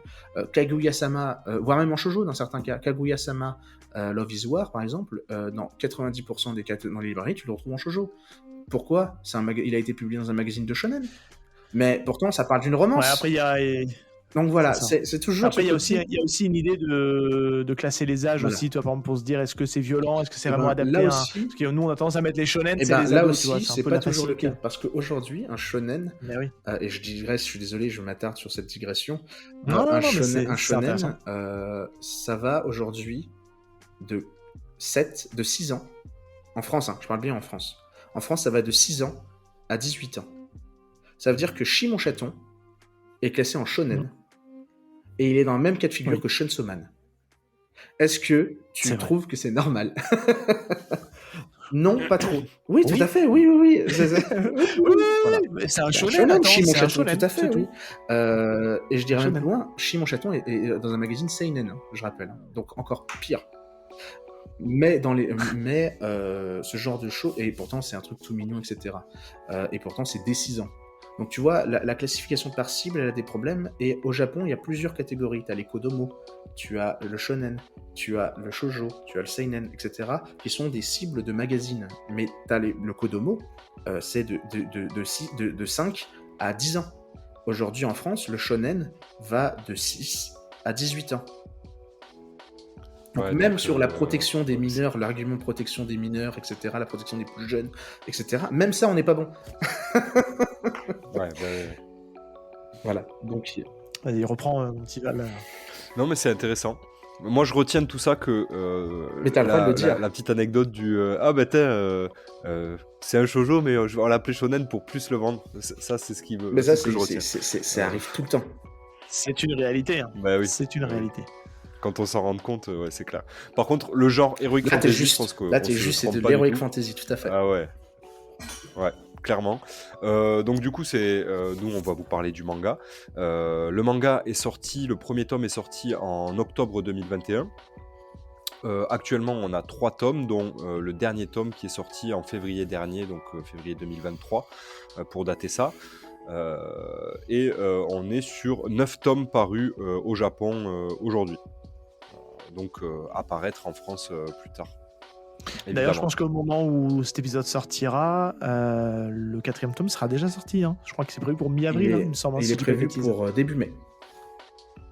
Ah, début mai. Début Donc mai. on sera la semaine prochaine, les gens. Voilà, parce que l'épisode est prévu pour fin du mois. Donc Fin du mois. Donc du coup, voilà, la suite du tome 3 sort en mai, donc dans les prochains jours. Et on a un animé de prévu, ça, c'est cool. paraît-il, dans les cartons. Un animé serait prévu Tout à pour fait. cette année. Voilà. Si on dit pas Je pense qu'on peut prévoir pour fin d'année. Ça me paraît compliqué de le sortir avec un seul trailer en juillet. Donc je pense qu'on l'aura en fin d'année. Ok. D'ailleurs, c'est un vrai coup de boost pour vous, ça. Hein. Si l'animé plaît, forcément, vous allez le ressentir sur les ventes, puisque en France, on le dit très souvent, l'animé a un effet booster pour le manga, en fait. J'espère, puisque là en l'occurrence on a le manga et le light novel sur le coup, donc si on a, s'il n'y a pas de boost, on est embêté. Non, je plaisante. Non, généralement ça, on en a parlé avec notre diffuseur. Généralement quand on est animé, ça peut faire des x2, x3, x4 sur les ventes. Ah oui, Donc pas c'est- négligeable. c'est bon. Pas négligeable. Même pour pardon. J'ai une question. Est-ce que c'est le premier animé de votre catalogue? Enfin, du coup, est-ce que c'est... C'est le deuxième, oui. c'est le deuxième. Puisqu'on a, C'est on le a deuxième. eu 86, mais qui était déjà en animé. Voilà. Ah oui, bah du coup. Ouais. Mais 86, qui était, quand vous l'avez récupéré, était déjà Exactement, adapté en tout à animé, fait. c'est ça? Là, ça va être le premier animé produit pour lequel vous avez une Exactement. franchise... C'est le premier où on aura d'abord sorti dans l'ordre, c'est-à-dire light novel, manga et animé, comme au Japon. Donc on Très- croise les très doigts cool. pour que ça soit un succès qui suit la chronologie et Une que réussite, ouais. ça réussit sur ça. Mais très bon titre. On a un bon Très très bon sentiment. titre, Berserk of Gluttony, à mon sens. Enfin, c'est... Ouais, pour de l'anime, je pense que ouais, ça peut, il y a un Ouais. beau potentiel, ouais. On va en parler dans les refs de l'auteur et dans tout ce que ça peut. Moi, il y a un côté très jeu vidéo, hein, RPG, qui est quand même Évidemment. assez obvious, on va dire, mais pour le coup, je pense qu'en animé, ça peut avoir son petit effet, les petites features avec les caractéristiques du personnage qui évolue en temps réel. Je pense qu'il y a vraiment quelque chose à faire là-dessus. Et ouais. Moi, je veux les bruitages des life points de Yu-Gi-Oh! Quand il prend les caractéristiques. Ouais, voilà. Ça, c'est les jokes. Pour ceux qui auront lu Berserk of Gluttony, vous comprendrez. Mais pour le coup, je vais vous pitcher. Je vais prendre le pitch donc, de Mao. Donc, je sais pas. Est-ce qu'il y a derrière la Ce qu'il y a derrière la Oui, quatrième, c'est- tout à fait. alors, Ouais, c'est ça. Ouais, puis je l'ai pris Ok. sur votre site internet. Donc voilà. Pas de Comme plus. ça dit. Donc, je vous pitch ça et puis on va faire ça une belle voix et tout comme d'hab, quoi. Vous savez. Sans stress, quoi, comme on moi au fait ça début, bien, quoi. ouais, Enfin, je comme sais pas, les d'hab. gens l'auront pas entendu parce qu'on l'aura coupé au montage. Allez, toi. Voilà. Alors, dans un monde où les compétences font tout, Fate Graphite a l'une des plus inutiles, la gloutonnerie, un pouvoir qui agit comme une malédiction puisqu'elle lui procure une faim insatiable. Un jour, Alors qu'il exerce son métier de garde de château, il se retrouve embarqué dans une embuscade et tue un voleur. Sa compétence s'active alors et dévore l'âme du malheureux. Désormais capable d'ajouter les statistiques de ses victimes aux siennes, Fate se lance dans une quête de puissance pour protéger celle qu'il aime. Mais tout pouvoir a un coût et la lutte pour ne pas sombrer dans la folie sera longue. 3 petits points. Voilà. J'ai repris les 3 petits points qui étaient sur le Il site. faut faire le tin tin tin tin. C'est important, c'est important. Oui. Tu sais ce qu'il te reste à faire, Val? Tu vas le rajouter au montage, ça? Ouais, mais je suis pas très bon moi en bruitage et tout. J'ai des progrès à faire. Ok, bah super. Eh bien, si vous voulez bien, on perd pas de temps. On va passer directement au pas à pas de l'œuvre. Et là, c'est intéressant parce que du coup, on a l'éditeur avec nous. On a toujours tendance un peu à s'attarder sur la couverture et de manière générale sur les couvertures. Alors là-dessus, est-ce que donc sur la couverture des tomes de Berserk of Octoni, est-ce que du coup c'est Daisuke Takino qui fait les dessins ou est-ce que c'est Non, Fame? c'est Daisuke Takino qui fait bien le dessin. Ok. Fame, il fait juste une illustration hommage généralement à la fin, et encore même pas, si je dis pas de bêtises, il en a même pas fait pour le manga. Non, il reste exclusivement sur le light novel Fame, mais il inspire, il conseille, on va dire, le Daisuke Takino sur les designs, sur le chara design de certains trucs. Faut savoir que je trouve, c'est mon avis, c'est que l'auteur du manga et le light novel sont très fidèles. Le manga est très fidèle au light novel. C'est assez rare. C'est qu'il s'éloigne pas vraiment. Il est assez juste dans la façon dont il présente le titre, je trouve. Ouais, c'est intéressant, toi tu as lu, nous on n'a pas lu, enfin on a une petite partie dans le tome 1. Ça donne envie d'ailleurs. Je trouve que c'était assez cool à lire, moi je l'ai lu. Du coup, sur Grid, très, très intéressant. Mais toi, donc tu as lu le light novel, donc tu vas pouvoir nous confirmer. Je le confirme. Je confirme que un tome du light novel fait la moitié. Un tome du light novel fait 2 mangas. Voilà. Les 2 premiers tomes couvrent le premier tome du light novel. Donc c'est simple. On a 8 tomes de light novel. Pour l'instant, on est parti sur 16 tomes. Voilà. Ah oui, le light novel est en cours de... C'est la question que je me pose. On va dire que le tome 8 finit sur un truc en mode « Et il reviendra ». Et on ne sait pas si c'est vraiment la fin ou ou s'il va revenir le tome suivant, etc. Donc je suis un peu en mode « Ah d'accord, bon bah on attend, hein !» Ou pas. On a un petit jeu de pronostic, nous, normalement, sur YPDLM, où on essaye de pronostiquer la durée de l'œuvre, si ça va être une longue ou une courte série. Ouais, bon, ça fera 20 tomes. Ouais, je pense que ça peut faire 20 tomes, en tout cas. Ouais, j'aurais pas annoncé ça, moi, mais du coup, maintenant... Désolé, j'ai spoilé. Non. Okay. Au niveau du format du manga, on est sur du format c'est assez classique, hein, selon les tailles de format. J'ai pas les tailles. Alors on est sur du 13,80, sur du 13 x 18. Donc c'est assez classique. Ça fait on est sur du quoi, 120 pages, 150 pages, 160, ouais. Voilà, c'est ça. Donc voilà, donc ça se met bien dans vos bibliothèques. Hein. Et puis alors nous, pour info, sur le matériel, on a lu sur Mangayo avec Val. Donc pareil, je trouve qu'en termes de tout ce qui est scan légal, hein, mais scan plutôt bien reproduit, de super qualité, et en tout cas le plaisir de lecture est quand même assez sympa et assez fluide aussi sur la tablette. Donc vous aurez le choix comme ça, soit le papier, soit la tablette, il y a les deux. Et bien écoutez, si vous voulez bien, on se lance. Alors on démarre le tome, donc avant qu'on se lance vraiment dans le premier chapitre, on a une préface. On assiste en fait à un massacre avec une sorte de voix off qui dit mange ça à plusieurs reprises, pour finir sur un plan de nuit où on voit un personnage mystérieux affublé d'un masque et d'une épée. On ne sait pas encore qui c'est, et ça se conclut sur dévore tous nos ennemis. Moi clairement je trouve que c'est déjà une entrée en matière assez dynamique, ça bouge bien, et puis un découpage avec ce découpage en diagonale pour les cases, hein, ça fait penser un petit peu à ce qu'on peut retrouver aussi dans le monde du comics. Je trouve qu'on a de plus en plus des auteurs de manga qui s'inspirent aussi du découpage comics, et clairement ça fait le taf. Je trouve qu'il y a un bel ancrage sur ces pages là, ça donne envie en tout cas d'aller voir la suite. Est-ce que tu veux dire quelque chose, Val, toi là-dessus? Non, t'es totalement juste. Les diagonales en plus, c'est référence à l'épée qu'il a et au coup de slash parce qu'il y a les onomatopées Eh oui. donc au fait qu'il découpe en fait les ennemis et aussi les cases. Et ouais, trop fort. Est-ce que tu veux rajouter quelque chose toi, là-dessus, Aurélien? Je vous laisse ou, continuer. Moi, je vais juste rajouter peut-être que sur ce tome, enfin sur cette série et sur les séries Mao en général, on traduit intégralement toutes les onomatopées, tous les SFX. Oui, j'ai vu. Et que du coup ça donne une Ziot. c'est assez sympa. Ziot. Ouais, ça donne. Enfin ça c'est un oui. travail que j'aime beaucoup faire, et en l'occurrence c'est assez sympa de voir, d'essayer de reproduire l'onomatopée japonaise en onomatopée française. C'est souvent on peut pas te faire partout, mais quand on peut le faire, c'est toujours sympa. Et sur Berserk of Tony, on le fait, notamment. Non, mais c'est vrai que c'est assez sympa parce qu'on n'est pas habitué à ce genre de traduction. Et c'est vrai que bon, bah, c'est vraiment la petite touche particulière. Donc là, on rentre vraiment dans le premier chapitre, donc qui s'appelle. Les déshérités.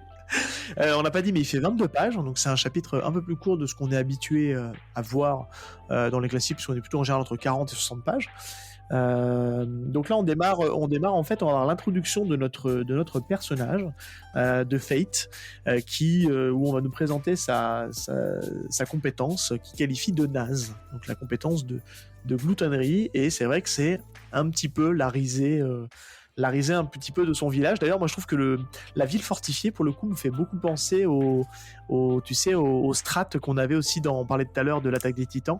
Ça fait un peu penser aussi un peu à l'attaque des Titans, je trouve, la cité qui est protégée, qui a l'air d'être imprenable. Et donc ouais, c'est assez là on voit qu'on rentre tout de suite un peu dans l'univers vraiment purement Heroic Fantasy avec ce côté chaque personnage a une compétence. Donc lui, voilà, il a cette compétence de la gloutonnerie, et c'est vrai qu'a priori, c'est quelque chose de plutôt naze. Avoir faim, comme dit le héros. C'est nul comme compétence. Il a tout le temps la dalle. C'est ça. Ouais, et puis il est quand même plutôt, on va dire qu'il est un peu maltraité par ses congénères, puisqu'il y a deux types il y a les chevaliers qui ont cette stature, et lui forcément il est méprisé complètement par les chevaliers.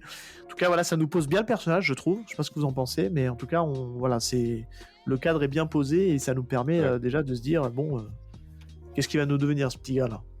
Exactement. Puis ça sera expliqué plus tard aussi le pourquoi déjà le chapitre s'appelle Les Déshérités, et la différence entre ces chevaliers-là qui bolossent, on peut le dire, Fate quoi, complètement, et Fate qui lui a sa compétence naze, puisque spoiler, elle est pas naze du tout. Elle est même plutôt pétée, mais on va se le garder pour après. On continue.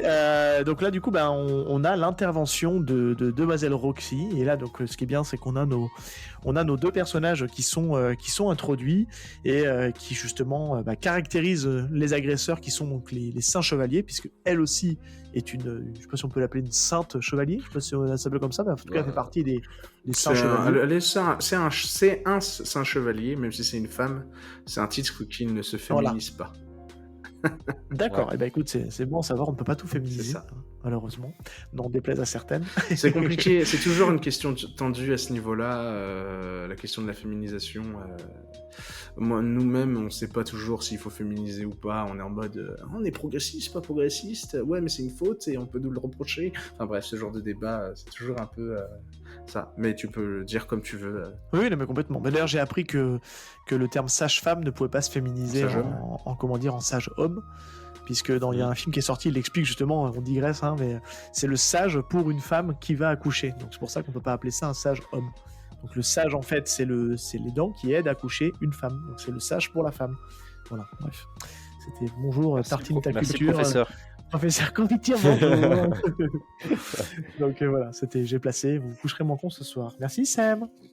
Donc Demoiselle Roxy justement intervient pour aider Fate, et justement elle est là pour lui dire que justement ce comportement-là n'est pas acceptable, et que si ça reprend, il faut absolument qu'elle vienne le dire, parce qu'elle est là justement pour faire respecter l'équité. On sent qu'elle est quand même un peu à part. Je sais pas ce que tu en penses, Val, là-dessus. Ouais.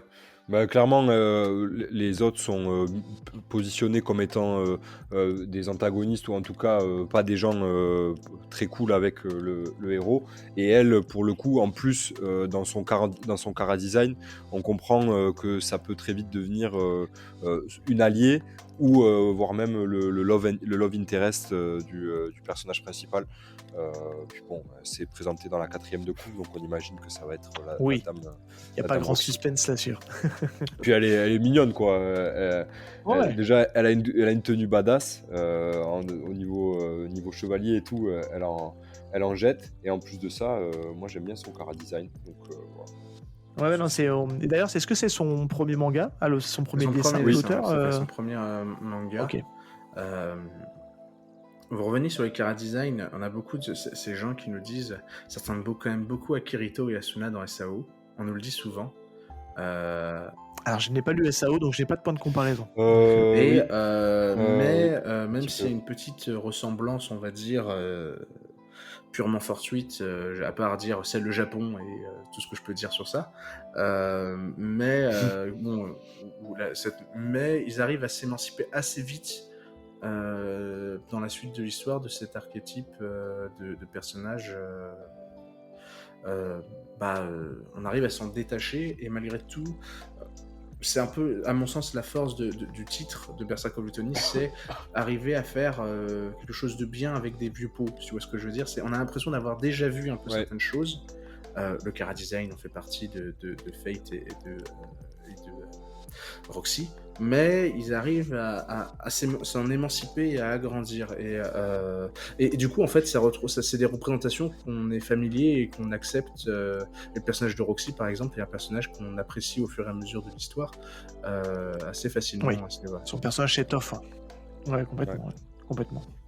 Alors 22 pages, ça passe vite. Hein. On a le rythme quand même qui est assez soutenu sur ce premier chapitre, puisqu'on passe à la scène du bar, où on en apprend un peu plus sur le métier de Fate. On apprend en fait qu'il est garde.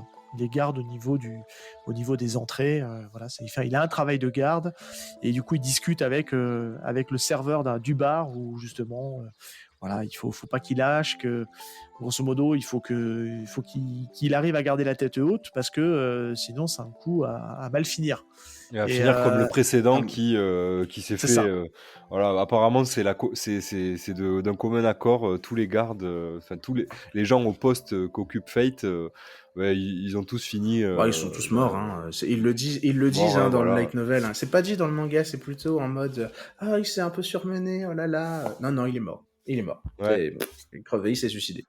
Mais c'est vrai que alors, je sais pas comment est fait le light novel et on en parlera après sur le côté un peu décryptage parce que c'est intéressant de voir sur la globalité de l'œuvre. Là, on voit comme une particularité du manga, c'est que les transitions sont très très directes, tu vois. C'est pas négatif quand je dis ça, c'est qu'on passe vraiment les ellipses, voilà, ça passe assez vite d'un sujet à un autre. Alors ça rend la lecture fluide.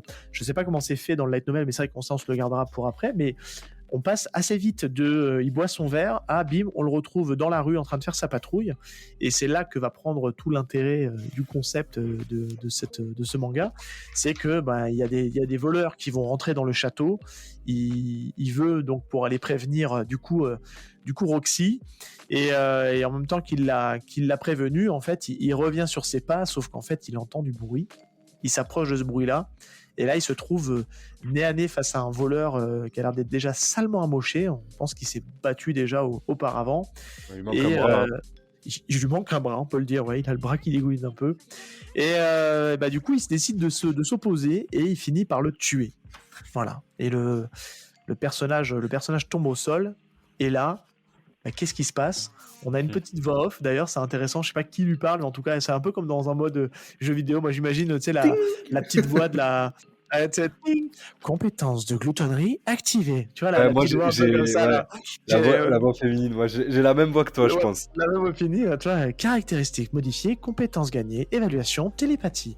Et puis voilà, il récupère la télépathie qui va être quand même bien utile pour la suite. Et là, en fait, le premier chapitre se clôture sur ça. C'est vrai que c'est assez court, mais on va quand même après, on va un petit peu aller un peu plus loin dans le décryptage, parce qu'on va pas forcément vous spoiler l'œuvre, mais on va parler de certains événements, de certains personnages, de certains objets clés qui vont permettre justement de vous donner envie d'aller découvrir Berserk Voltoni. Mais en tout cas, déjà, on se dit, il a une compétence sacrément stylée, quoi. C'est pas juste manger, quoi. Dès qu'il tue quelqu'un, il récupère en fait toutes ses statistiques, que ce soit dans les points de compétence ou que ce soit dans les capacités un peu spéciales. Et là, on est typiquement dans du pur jeu vidéo. Moi, c'est le premier truc que j'ai pensé. J'ai dit, ok, ça, on est dans du RPG, MMORPG, tout ça. C'est vraiment typiquement ce genre-là. Ouais, 100%. Ben, moi, c'est à ce moment-là que je me suis dit, mais il est cheaté en fait. Il est complètement cheaté. C'est un tout droit pour lui. Du coup, pour parler en jargon de jeu vidéo, c'est tout droit, puisqu'en fait, dès qu'il tue un ennemi, il accumule ses Il n'a pas stats. besoin de trop farmer, lui, hein, pour ceux qui jouent un peu aux jeux vidéo. Justement, Ah non, c'est les l'inverse, heures il de doit farm, farmer lui. Justement, lui, il faut c'est qu'il pas farme, justement. Il faut qu'il farme. Oui, il y a d'ailleurs une grosse séance de farm à un moment donné qui est assez Ouais, anthologique. bah ouais.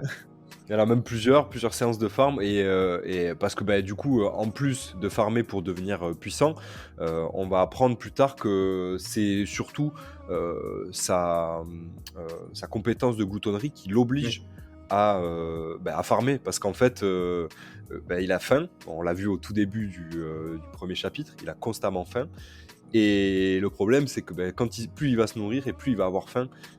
C'est un cercle pour ça qu'on vicieux, c'est parlait interminable. une fin insatiable. Donc vous imaginez bien, si on vous fait le topo, on va faire des maths un peu. Il a tout le temps faim, donc il est obligé de se nourrir. S'il se nourrit, il gagne les caractéristiques des gens de qui il se nourrit, qui tue. Donc du coup, théoriquement, c'est un cercle infini où il peut faire que prendre de la puissance, quoi, et devenir complètement cheaté. Mais c'est pas aussi simple que ça. Déjà, c'est pas aussi il est simple obligé que de taper de plus en plus haut pour essayer de satisfaire sa De faim. différencier aussi les proies, aussi. Il y a un truc, c'est important. Parce qu'à force de manger toujours la même chose, au bout d'un moment, tu te dis j'ai envie de manger autre chose. Il est obligé de passer à un truc un peu plus élevé à chaque fois. Et moi, ce que j'aime beaucoup, alors je me permets d'intervenir, moi ce que j'aime beaucoup dans cette œuvre, c'est surtout la partie où en gros, il doit, en fait, il y a une fin. Il y a une fin tragique qui peut potentiellement l'attendre. C'est-à-dire que oui. ça ne peut que mal finir, cette histoire. Plus il dévore, plus il a faim. S'il dévore pas assez, il devient fou. Mais au bout d'un moment, la faim, il arrivera plus à la combler. Et à un moment, tu vas devoir taper sur des gens. Tu vas taper. Et ce plus grande peur, c'est de dire... en fait, je vais devenir complètement fou, un berserk, d'où le titre, Berserk of Gluttony, qui va me faire taper tout le monde, qui va me faire taper contre la Roxy, je vais devoir tuer ma Roxy, je vais devoir tuer mes amis et tout le monde, tu vois. C'est pas dit dans le manga, mais on comprend très vite au moment où c'est expliqué qu'en fait il a peur de justement blesser les gens qu'il aime. Ah, c'est pas dit, hein. En effet, c'est pas dit, en effet. C'est pas dit, mais c'est très clair, ouais. On le comprend. Et du coup, en fait, de suite, son objectif, il est très clair aussi. Mais en même temps, c'est pas aussi simple parce que il est obligé de se nourrir. Et on peut en parler là maintenant. Et moi, je trouve que c'est hyper intéressant, d'autant plus qu'il y a d'autres petits leviers qui sont mis en place pour pas le nerfer, mais en tout cas le faire évoluer, parce qu'en fait, si on en reste à ce stade-là, on se dit il va constamment prendre de la puissance, et puis il va très vite arriver à des niveaux de puissance démentiels. Et il y a des choses qui sont hyper intéressantes et qui vont arriver, notamment sa relation avec l'arme dont il se sert pour tuer ses adversaires, et qui va lui permettre de justement être un peu nerfé, mais en même temps ouais, il y a aussi vraiment. cette relation aussi que j'aime bien avec justement son arme qui s'appelle Grid. Pour le coup, c'est pas trop du spoil vu que ça arrive très rapidement dans l'histoire. Ça arrive très rapidement. C'est au chapitre 2, je ouais, crois, tout à fait. Et clairement, ce personnage-là est à mourir de rire. Moi, j'ai eu les meilleurs fous rires en traduisant. J'ai eu des gros fous rires en traduisant à un moment ce personnage-là, parce que c'est Grid, c'est l'avidité même, c'est l'égocentrisme. Même si c'est pas plus la fierté que l'avidité, mais le mec est vraiment complètement barge dans sa façon de fonctionner. Et c'est toujours genre ah mais t'es qu'un pauvre et tout. genre des fois il y a des choses genre et c'est devenu un running gag au boulot et genre à chaque fois il y a une phrase c'était ah t'es qu'un pauvre sale pauvre et du coup maintenant c'est devenu à chaque fois que c'est ah sale pauvre c'est pauvre d'esprit et pauvre de corps ah là là. c'est- Ah, mais elle est intéressante leur relation, hein. Je trouve Et que tout en étant une relation c'est maître-élève pas souvent un qu'on peu. a. Ouais, c'est ça, exactement. Et je trouve qu'il lui apporte beaucoup, lui, pour améliorer sa façon de combattre. Ce qui est sympa, parce qu'en fait, on arrive toujours à avoir tu sais, des sous-tiroirs, puisque l'arme, on va apprendre qu'elle évolue, qu'elle a différentes formes. Donc, c'est toujours ce rappel aux jeux vidéo, je trouve, qui est vraiment hyper intéressante. Et c'est ce que je disais à Val, on en discutait en off. Moi, moi, je suis alors, moins maintenant, parce que j'ai plus le temps, mais j'étais un gros joueur de RPG, j'étais un gros joueur de toutes les séries des Final Fantasy, etc. Et ça me rappelait ça, en fait, parce qu'en fait, tu passes ton temps à farmer, tu peux faire évoluer tes armes, tu peux leur amener des matériaux supplémentaires pour qu'elles soient plus fortes. Et il y a tout ce côté très, je pense que le mec qui est déjà très fan de MMORPG, RPG, ça typiquement, ça va être le genre de lecture, il va comprendre tout de suite les refs et il va être dedans, quoi. Les Et codes. ouais, il a les codes. Et c'est bien foutu parce qu'en fait, moi j'avais un petit peu peur en le lisant, pour être très honnête, que on se perde en fait avec le niveau trop élevé tu sais, des points de vie, des points d'attaque, etc.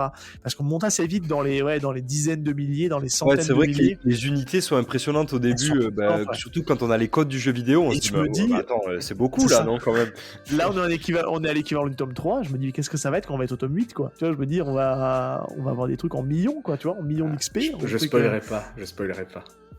Ah Mais oui, il y a, oui, mais non, je sais pas. justement, il y a un vrai cap, et c'est ça qui est intéressant, c'est que, en fait, donc ça sera le tome 6 du manga, je pense, mais dès le tome 3 du light novel, il y a un moment où, justement, il y a un cap, au moment où où tu passes le million. Il va être limité Et en par fait, son level. bah non, il est level 100%. 1, il peut pas.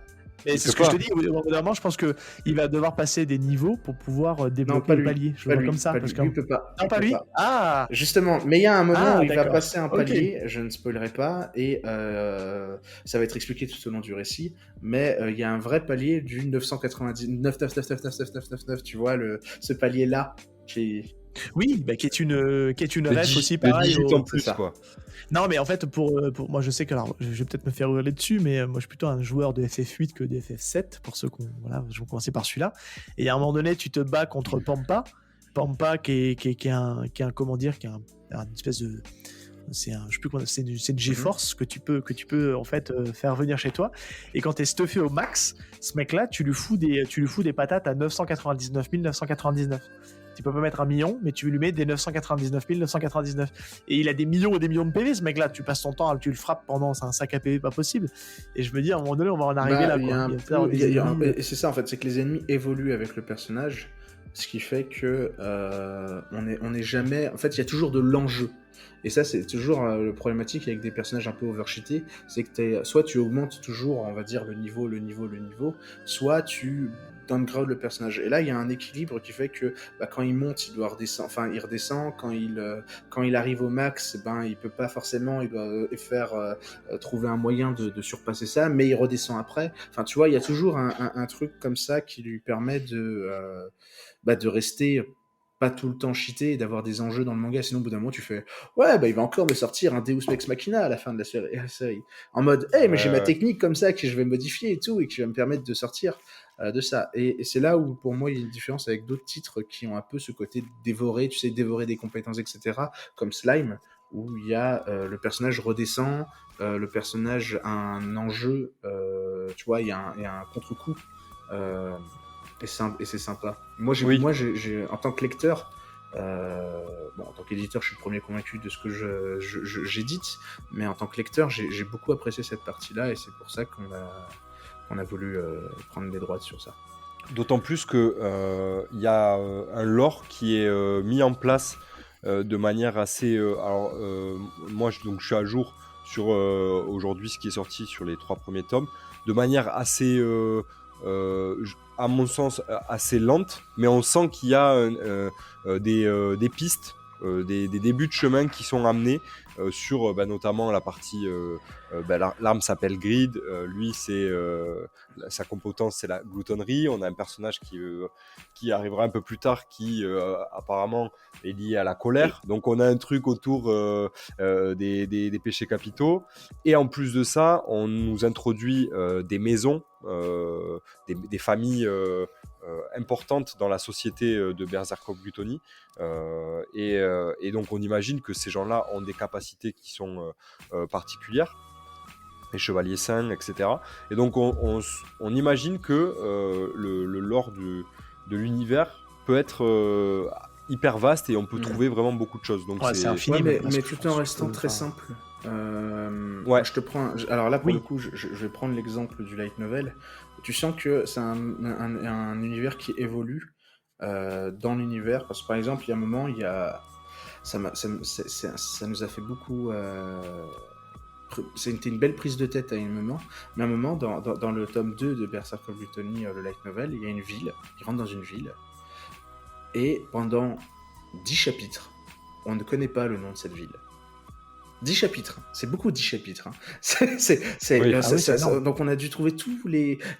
Donc il rentre dans une ville, il reste longtemps, et en fait, et le plus dramatique dans cette histoire, c'est que tu apprends le nom de la ville au chapitre 20 du tome, c'est-à-dire soit l'autre moitié du bouquin, à la fin de l'autre moitié du bouquin. Et donc du coup, ce genre de choses, bien pour montrer que ça évolue, et ensuite du coup, on a pu le réinsérer un peu pour trouver des synonymes. Ce que tu définis là, est-ce que ça correspondrait pas du coup à la ville où ils sont dans le tome 3 ? Exactement. Début du tome 3, fin du tome 2 ? Ok, d'accord. J'en dis pas plus, mais voilà, pour donner des petites anecdotes, ce sont le genre de choses, ça montre bien que c'est un univers qui évolue parce qu'il rajoute des familles, et en même temps, c'est très simple, c'est-à-dire qu'on reste dans l'esprit de Fate, c'est-à-dire qu'on reste dans l'esprit du personnage principal, et on apprend plus sur l'univers en même temps que lui. Et c'est là où Grid a un rôle de maître important, parce que c'est lui qui va dire « Hey, regarde, c'est ça, et c'est ça, et c'est ça ». Et ces personnages-là, en fait, sont là un peu pour aussi aiguiller le lecteur vers l'univers. Et du coup, on se sent jamais un peu dans un univers un peu trop gros, tu vois.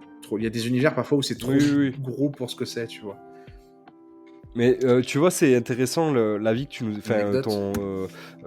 les anecdotes sur Grid et sur comment toi tu l'as perçu, parce que moi, par exemple, Grid, je l'avais pas du tout perçu comme ça. Je l'avais imaginé beaucoup plus sérieux, et voire même tendance à être être un méchant. C'est-à-dire que je me dis cette épée là, elle va lui elle va lui faire un coup à l'envers à un moment donné. Il y a un truc qui va pas quoi. En tout cas, c'est la vie que j'ai là aujourd'hui en lisant. Moi, j'ai pas cet avis-là. Je pense que justement c'est un peu... Ah, mais t'es plus non, même alors, j'ai pas humoristique, tout lu, j'avoue. J'ai lu les 3 premiers tomes du light novel, donc jusqu'au 6. Je me spoil pas forcément, parce que déjà je les travaille 10 fois après, je les relis 10 fois après, donc forcément. Mais à mon sens, c'est un personnage qui a beaucoup plus, a un peu un rôle, genre vraiment maître-élève, père-fils presque, dans cette option, sauf que c'est un père un peu taquin qui dit vas-y, balance-toi, on va le balancer au lion, ça va l'apprendre un peu, il va se prendre 2-3 torgnoles, c'est bon. C'est un peu le genre genre à la dure, genre le père à la dure, genre vraiment genre Sangoku avec son fils, genre vas-y, balance, va attaquer les Saibaman, ouais, tu vas te faire démonter la tronche, mais c'est pas grave, ça t'apprendra la vie. C'est un peu ça. Ah, mais ce que j'aime bien aussi, c'est que ça alterne pas mal entre le... Alors c'est encore une fois, c'est pour moi, enfin, je vais le répéter 50 fois, mais c'est la ref aux jeux vidéo, elle est assez évidente, parce qu'aujourd'hui dans un jeu vidéo, quand vous allez d'un point A à un point B, vous pouvez faire la quête principale, qui est d'aller sauver la princesse, secourir. Mais entre-temps, tu peux tomber sur de la quête annexe, sur de la quête secondaire, sur des trucs qui te permettent d'en apprendre un peu plus, sur le lore, sur les personnages. Et ça que j'aime bien aussi, parce qu'il y a aussi, il y a aussi une grosse facette un peu tranche de vie, où on les voit faire... c'est très assumé d'ailleurs, la partie tranche de vie. Il le dit d'ailleurs, l'auteur, en commentaire à la fin, qu'il a essayé d'alterner entre vraiment le côté heroic fantasy et le côté tranche de vie. Mais j'aime bien, parce qu'en fait, c'est vraiment quelque chose que tu peux aussi avoir dans des RPG ou dans les MMORPG, c'est-à-dire que tu as la quête qui va venir où tu vas devoir aller trouver telle personne pour rabibocher 2 personnes. Ça n'a aucun lien avec l'histoire, mais on s'en fout, c'est juste là pour en découvrir un peu plus sur le caractère du personnage. Je pense notamment au petit garçon qui a perdu ses parents. Tu dis, mais qu'est-ce que ça va faire là? Mais non, mais c'est juste pour en apprendre un peu plus sur le côté gentil de Fate, sur sa personnalité. Et c'est intéressant, ça donne un peu de. Ça rafraîchit un peu, et puis ça donne un peu de légèreté au récit, quoi. C'est ça c'est donne de marrant la que tu légèreté, parles de cette partie-là, parce que justement, cette histoire avec le petit garçon de Fate, elle est vachement allégée par rapport au light novel. Dans le light novel, il y a une grosse D'accord. partie. En fait, Berserk of Lutonia, c'est pas que de l'action tout le temps. Faut se dire ça. Il y en a beaucoup, évidemment, mais il y a aussi beaucoup de phases où tu as où tu vas apprendre plus sur la personnalité de Fate, et ça va approfondir ses relations avec Roxy. Dans le light novel, tu as toute une partie où Roxy et Fate vont dans un bar, etc., passent du bon moment, etc., vont s'acheter vont s'acheter plein de vont faire un peu de shopping ensemble, où Roxy va découvrir la vie de Fate parmi le peuple, où Fate va essayer d'un peu de comprendre un peu cette Roxy qui en fait, c'est une princesse qui a vécu comme une princesse, mais mais sous le poids aussi de cette princesse, on va dire, c'est-à-dire qu'elle essaye d'assumer La de responsabilité, tout ça, et en même temps, c'est une femme qui a envie de liberté, qui a envie d'être comme toutes les autres aussi, et Fate va apprendre un peu ce côté-là d'elle, et va essayer et ça va le toucher, quoi, tout simplement. Enfin, ça va peut-être l'enlever son côté. Ouais. Il y a un petit côté un peu Mademoiselle Roxy, Mademoiselle Roxy, un peu, peut-être que ça, j'espère que ça va se calmer un peu. C'est juste parfois, moi, ça me tue dans le light novel. Dans le light novel, il dit beaucoup Mademoiselle Roxy, c'est un peu Monsieur Frodon, tu vois, le syndrome Monsieur Frodon. Le syndrome il a un peu le syndrome Sam Gamgee de Monsieur Frodon, Mademoiselle Roxy, et il le fait un peu dans le manga mais il le aussi, fait un peu, c'est souvent. encore là dans le manga ça va, mais dans le light novel il le fait même dans les pensées. Et donc du coup on a eu beaucoup de travail dessus pour enlever un peu ce côté là, parce que sinon tu avais des Mademoiselle Roxy tous les 3 mots, et tu te remplaces par des synonymes genre la jeune femme, la commandante, le saint chevalier, tu vois, tu trouves des synonymes, etc. Un truc un peu, ce côté un peu redondant. Voilà, et sinon tu dis même la fille des Hart, tu vois, parce qu'elle s'appelle Roxy Hart. Tu essayes de trouver un peu des synonymes, un peu, parce que sinon tu te retrouves avec Mademoiselle Roxy, Mademoiselle Roxy, s'il vous plaît, Mademoiselle Roxy, Mademoiselle Roxy. Et ce côté, ce personnage-là, ça peut être un peu. Bon, c'est vraiment atténué dans le manga, on le voit vraiment pas. Dans le light novel, on le voit pas trop. En fait, moi je le vois en tant qu'éditeur, en fait. Moi, je l'ai vu en tant qu'éditeur parce que moi, j'ai vu les versions précédentes, on va dire. Donc, moi, j'ai vu les trucs, j'ai fait « Oh là là !» Mais le lecteur ne le verra pas. C'est un écueil du manga aussi de manière générale, mais manga, c'est un lecteur du monde japonais qui est toujours en train de donner le nom, la fonction du personnage. Donc là, c'est Mademoiselle Roxy. C'est Roxy-sama, quoi. Mais je me doute bien que c'est Roxy-sama toutes les 5 minutes, quoi. Et voilà. Mais bon, ça va avec. C'est ça. Ça fait partie un petit peu des écueils. On va toucher quand même 2 mots avant de conclure. Le dessin, pour le coup, est-ce que c'était donc, je pense que le scénariste a choisi son dessinateur, ou est-ce que c'est le dessinateur qui a proposé? Comment ça s'est passé? Parce que je trouve que c'est, pour un premier manga, c'est un dessin, j'ai envie de dire, très académique et vraiment hyper quali, en fait. Franchement, c'est hyper facile de se plonger dans la lecture, parce que le dessin est pas du tout rebutant, il est même plutôt très agréable. Il est certains diraient même il remplit tous les codes, mais il est classique, tu vois, il est pas je veux dire voilà, il est classique, il est académique. Parce que vraiment le mot académique est pas mal. Vas-y Val, dis-le, parce que c'est quelque chose qu'on a parlé en off et je veux te laisser le dire, et puis le fait que tu confirmes ce que dit Val, c'est rassurant. Vas-y Val. En off, on s'était dit, moi j'ai dit à Seb que c'était propre. C'est-à-dire que vraiment, il y a rien qui coche toutes les cases. Ouais, c'est vrai que j'ai dit ça aussi. Il y a rien qui ne va pas. Tout correspond au code du manga mais trop. Mais sans être presque trop. Mais sans. Tu vois, pas tant que ça en fait. J'avais peur de ça au début, mais en fait pas tant. Parce que je trouve que ça se met très bien au niveau, ça colle bien à l'œuvre, en fait. Et du coup, à partir du moment où la synergie elle est bonne, si t'es propre. Non, je suis d'accord. Voilà, c'est pas moi qui vais dire le contraire. Moi, je trouve que une des reproches qu'on pourrait faire au dessin, parce que il y en a tellement peu à faire en réalité, puisque c'est propre, on voit bien les personnages, ils sont bien dessinés, les dessins sont lisibles et les décors sont suffisants. Etc. Si on pouvait faire un reproche, c'est que peut-être que ça manque de patte, de signature, Oui, tu vois, clairement. une Voilà. patte signature. Exactement. Mais ça viendra. Mais voilà, la seule remarque que j'ai, c'est bien, c'est beau, c'est tout ce qu'on veut. Mais on va pas dire Tatsuki Takino, meilleur illustrateur de la Terre. Tu vois, on ne serait pas allé jusque là, tu vois. Oui, il faut être honnête, Non, bien non. sûr. Ah ouais. Il a pas sa patte, il a pas son originalité ou son truc artistique, mais par contre, il maîtrise le Voilà. médium, quoi. La balle est en belle, fait, mais elle est commerciale. Pour résumer. Ouais. Mais tu vois, je pense que c'est un très bon signe pour Oui. l'anime. Parce que, en fait, Il a mis tous les codes pour l'anime, ouais, complètement. Ah, mais ouais, ce Chara Design là, mais à animer, ils vont se régaler. D'accord. ça doit déjà être le cas, mais ils vont se régaler à le faire et ça va très bien rendre, quoi. Là où une originalité dans le dessin va être peut-être plus galère à être adaptée en Là où anime, je trouve, tu par vois. contre, où il s'est un peu surpassé, où j'aime beaucoup, c'est les couvertures. Je trouve que les couvertures belles. avec ce fond de couleur, cet aplat de couleur en arrière-plan, La colorimétrie, elle est super. très très sympa. Là, j'arrive sur le tome Ouais. 4. On est sur le tome 4 avec une colorimétrie vert pomme. Voilà, vraiment, on se retrouve sur du violet, du rose, du jaune, du vert, du bleu. Enfin, tu vois, à chaque fois, ça change de colorimétrie. Et du coup, les couvertures, elles pètent de ouf. Et à chaque fois, je suis en mode, mais waouh, ces couvertures, elles m'attirent l'œil direct. Ouais. Et je trouve que la couverture est une très belle réussite. Et c'est peut-être.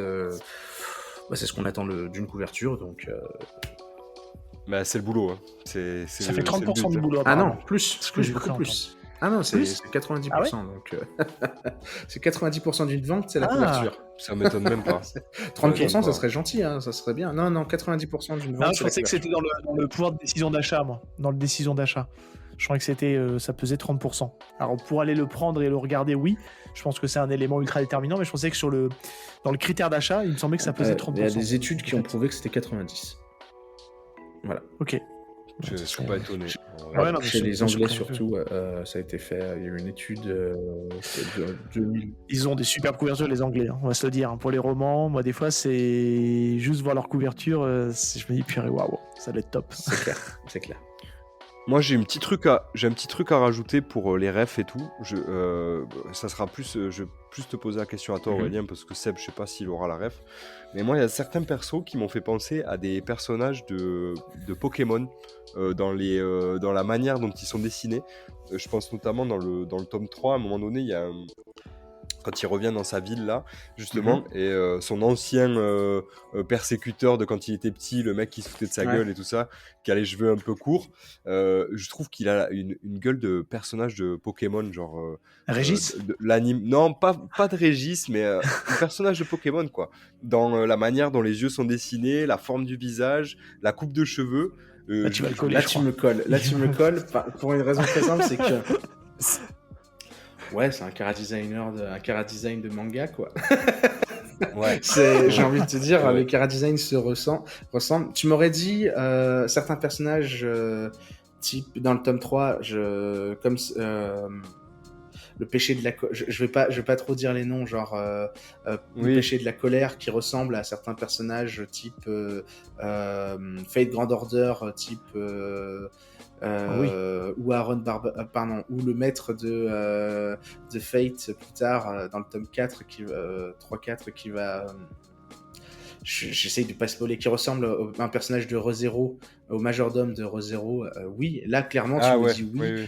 Moi je vois des similitudes, je vois des en tout cas c'est un majordome, enfin il a la tenue d'un majordome, en fait c'est le stéréotype du majordome, donc c'est le stéréotype du majordome, donc tu vois il y a des stéréotypes qui reviennent, etc. Et encore je trouve que c'est plutôt bien amené, c'est plutôt, en fait les chara-design des personnages sont efficaces. C'est-à-dire qu'on comprend tout de suite le personnage, on comprend tout de suite tout, et en fait c'est fun à lire, c'est fun à... Je sais pas si je défends très bien le livre en disant que les chara-designers les chara-design sont proches de ce qu'on a, de ce qu'on veut, de ce qu'on a l'habitude de voir, mais en tout cas c'est quelque chose qui est assez fun à lire. Les personnages sont attachants, les dessins sont beaux. Et ils ont tous leur personnalité, ils ont tous leur truc. Enfin, ça marche. Ça marche. Complètement, Voilà. complètement. Ça match bien. C'est vraiment, c'est avec les vues, c'est vraiment c'est des choses éculées. On a l'habitude de les voir. On a vu déjà tous ces archétypes de personnages, on les a déjà vus, mais ça marche de ouf. En fait, c'est juste ça. En fait, on les a déjà vus. C'est pas nouveau. On va pas se dire, putain, Berserk of Luthony, ça a révolutionné le genre. Non, c'est dans le genre. C'est dans le genre, mais c'est le haut du panier du genre. Voilà. Mais c'est vrai que de toute façon, ce qui est intéressant, c'est que en tout cas, vous commercialisez aussi bien le manga que la light novel, et que dans le tome 1, on l'a dit tout à l'heure, mais il y a un extrait, donc du light novel. Excusez-moi, je me reprends, je vais me faire taper sur les doigts. Mais en tout cas, voilà, à ton niveau, toi, tu recommandes vraiment les deux, parce que ça peut être à la fois des lectures complémentaires, ou alors vraiment ceux qui sont plus romans peuvent aller se diriger vers le light novel en tout cas. Moi, je recommande les deux. Petite préférence pour recommander évidemment le light novel parce que c'est le format original. Et donc, de ce fait, je le trouve un peu plus complet à ce niveau-là. Mais je sais qu'il y a beaucoup de gens qui n'aiment pas lire des romans. Moi, je serais tenté de dire essayez les deux. Essayez le manga si vous préférez, si vous avez aimé, essayez le light novel ou vice-versa. Le light novel a cette force vraiment de pouvoir... En plus, celui-là est très facile à lire. En porte d'entrée dans le monde du light novel, Berserk of Luthony, c'est parfait. Parce que c'est simple, on se prend pas la tête. C'est vraiment l'exemple typique du light novel où tu lis pour le plaisir et il n'y a pas de souci à ce niveau-là. Il y a un peu plus de détails. Les illustrations sont plus joli parce que pour le coup on parlait du dessin de Daisuke Takino, c'est quelque chose, c'est classique. En revanche, le dessin de Fame pour le coup n'est pas classique du tout. Il a une vraie patte et c'est vraiment très sympa. Il y a un jeu des noirs et blancs qui est vraiment fort sur Fame avec des jeux, c'est assez joli. Je recommande fortement ce light novel pour le coup. Parce que ça change de... c'est souvent ça avec les light novels, c'est-à-dire que tu n'auras pas beaucoup d'illustrations, mais tu auras des très belles illustrations. Voilà. Ok, c'est bon à savoir. Tu en auras une dizaine, mais voilà. Et bien écoute, super. Et écoute, on arrive à la fin de cette émission. Déjà, Aurélien, merci beaucoup d'avoir participé avec nous. C'était une émission vraiment super intéressante, parce que on a vu un peu l'autre facette du monde du manga, et c'est toujours intéressant. Puis tu as apporté plein de petites infos et merci cool. À vous. On vous recommande bien évidemment pardon, je perds ma voix en fin d'émission. On vous recommande bien évidemment d'aller découvrir Berserk of Luthony chez les éditions Mao. De toute façon, on mettra tous les liens, que ce soit du site internet, vous avez aussi les premiers chapitres en description sur votre site internet. Donc on mettra tout ça dans la description de l'épisode. Et puis en ce qui nous concerne, vous savez, vous nous retrouvez, on est présent partout sur différents réseaux sociaux, sur Discord si vous voulez commenter. N'hésitez pas à nous lâcher un petit commentaire sur Spotify. Et puis voilà, puis écoute, on se dit à très bientôt pour un prochain épisode de Y a-t-il un pilote dans le manga. Merci Aurélien. Merci Aurélien. Val. Et puis à plus tard. Ciao tout le monde. Merci à vous. Salut.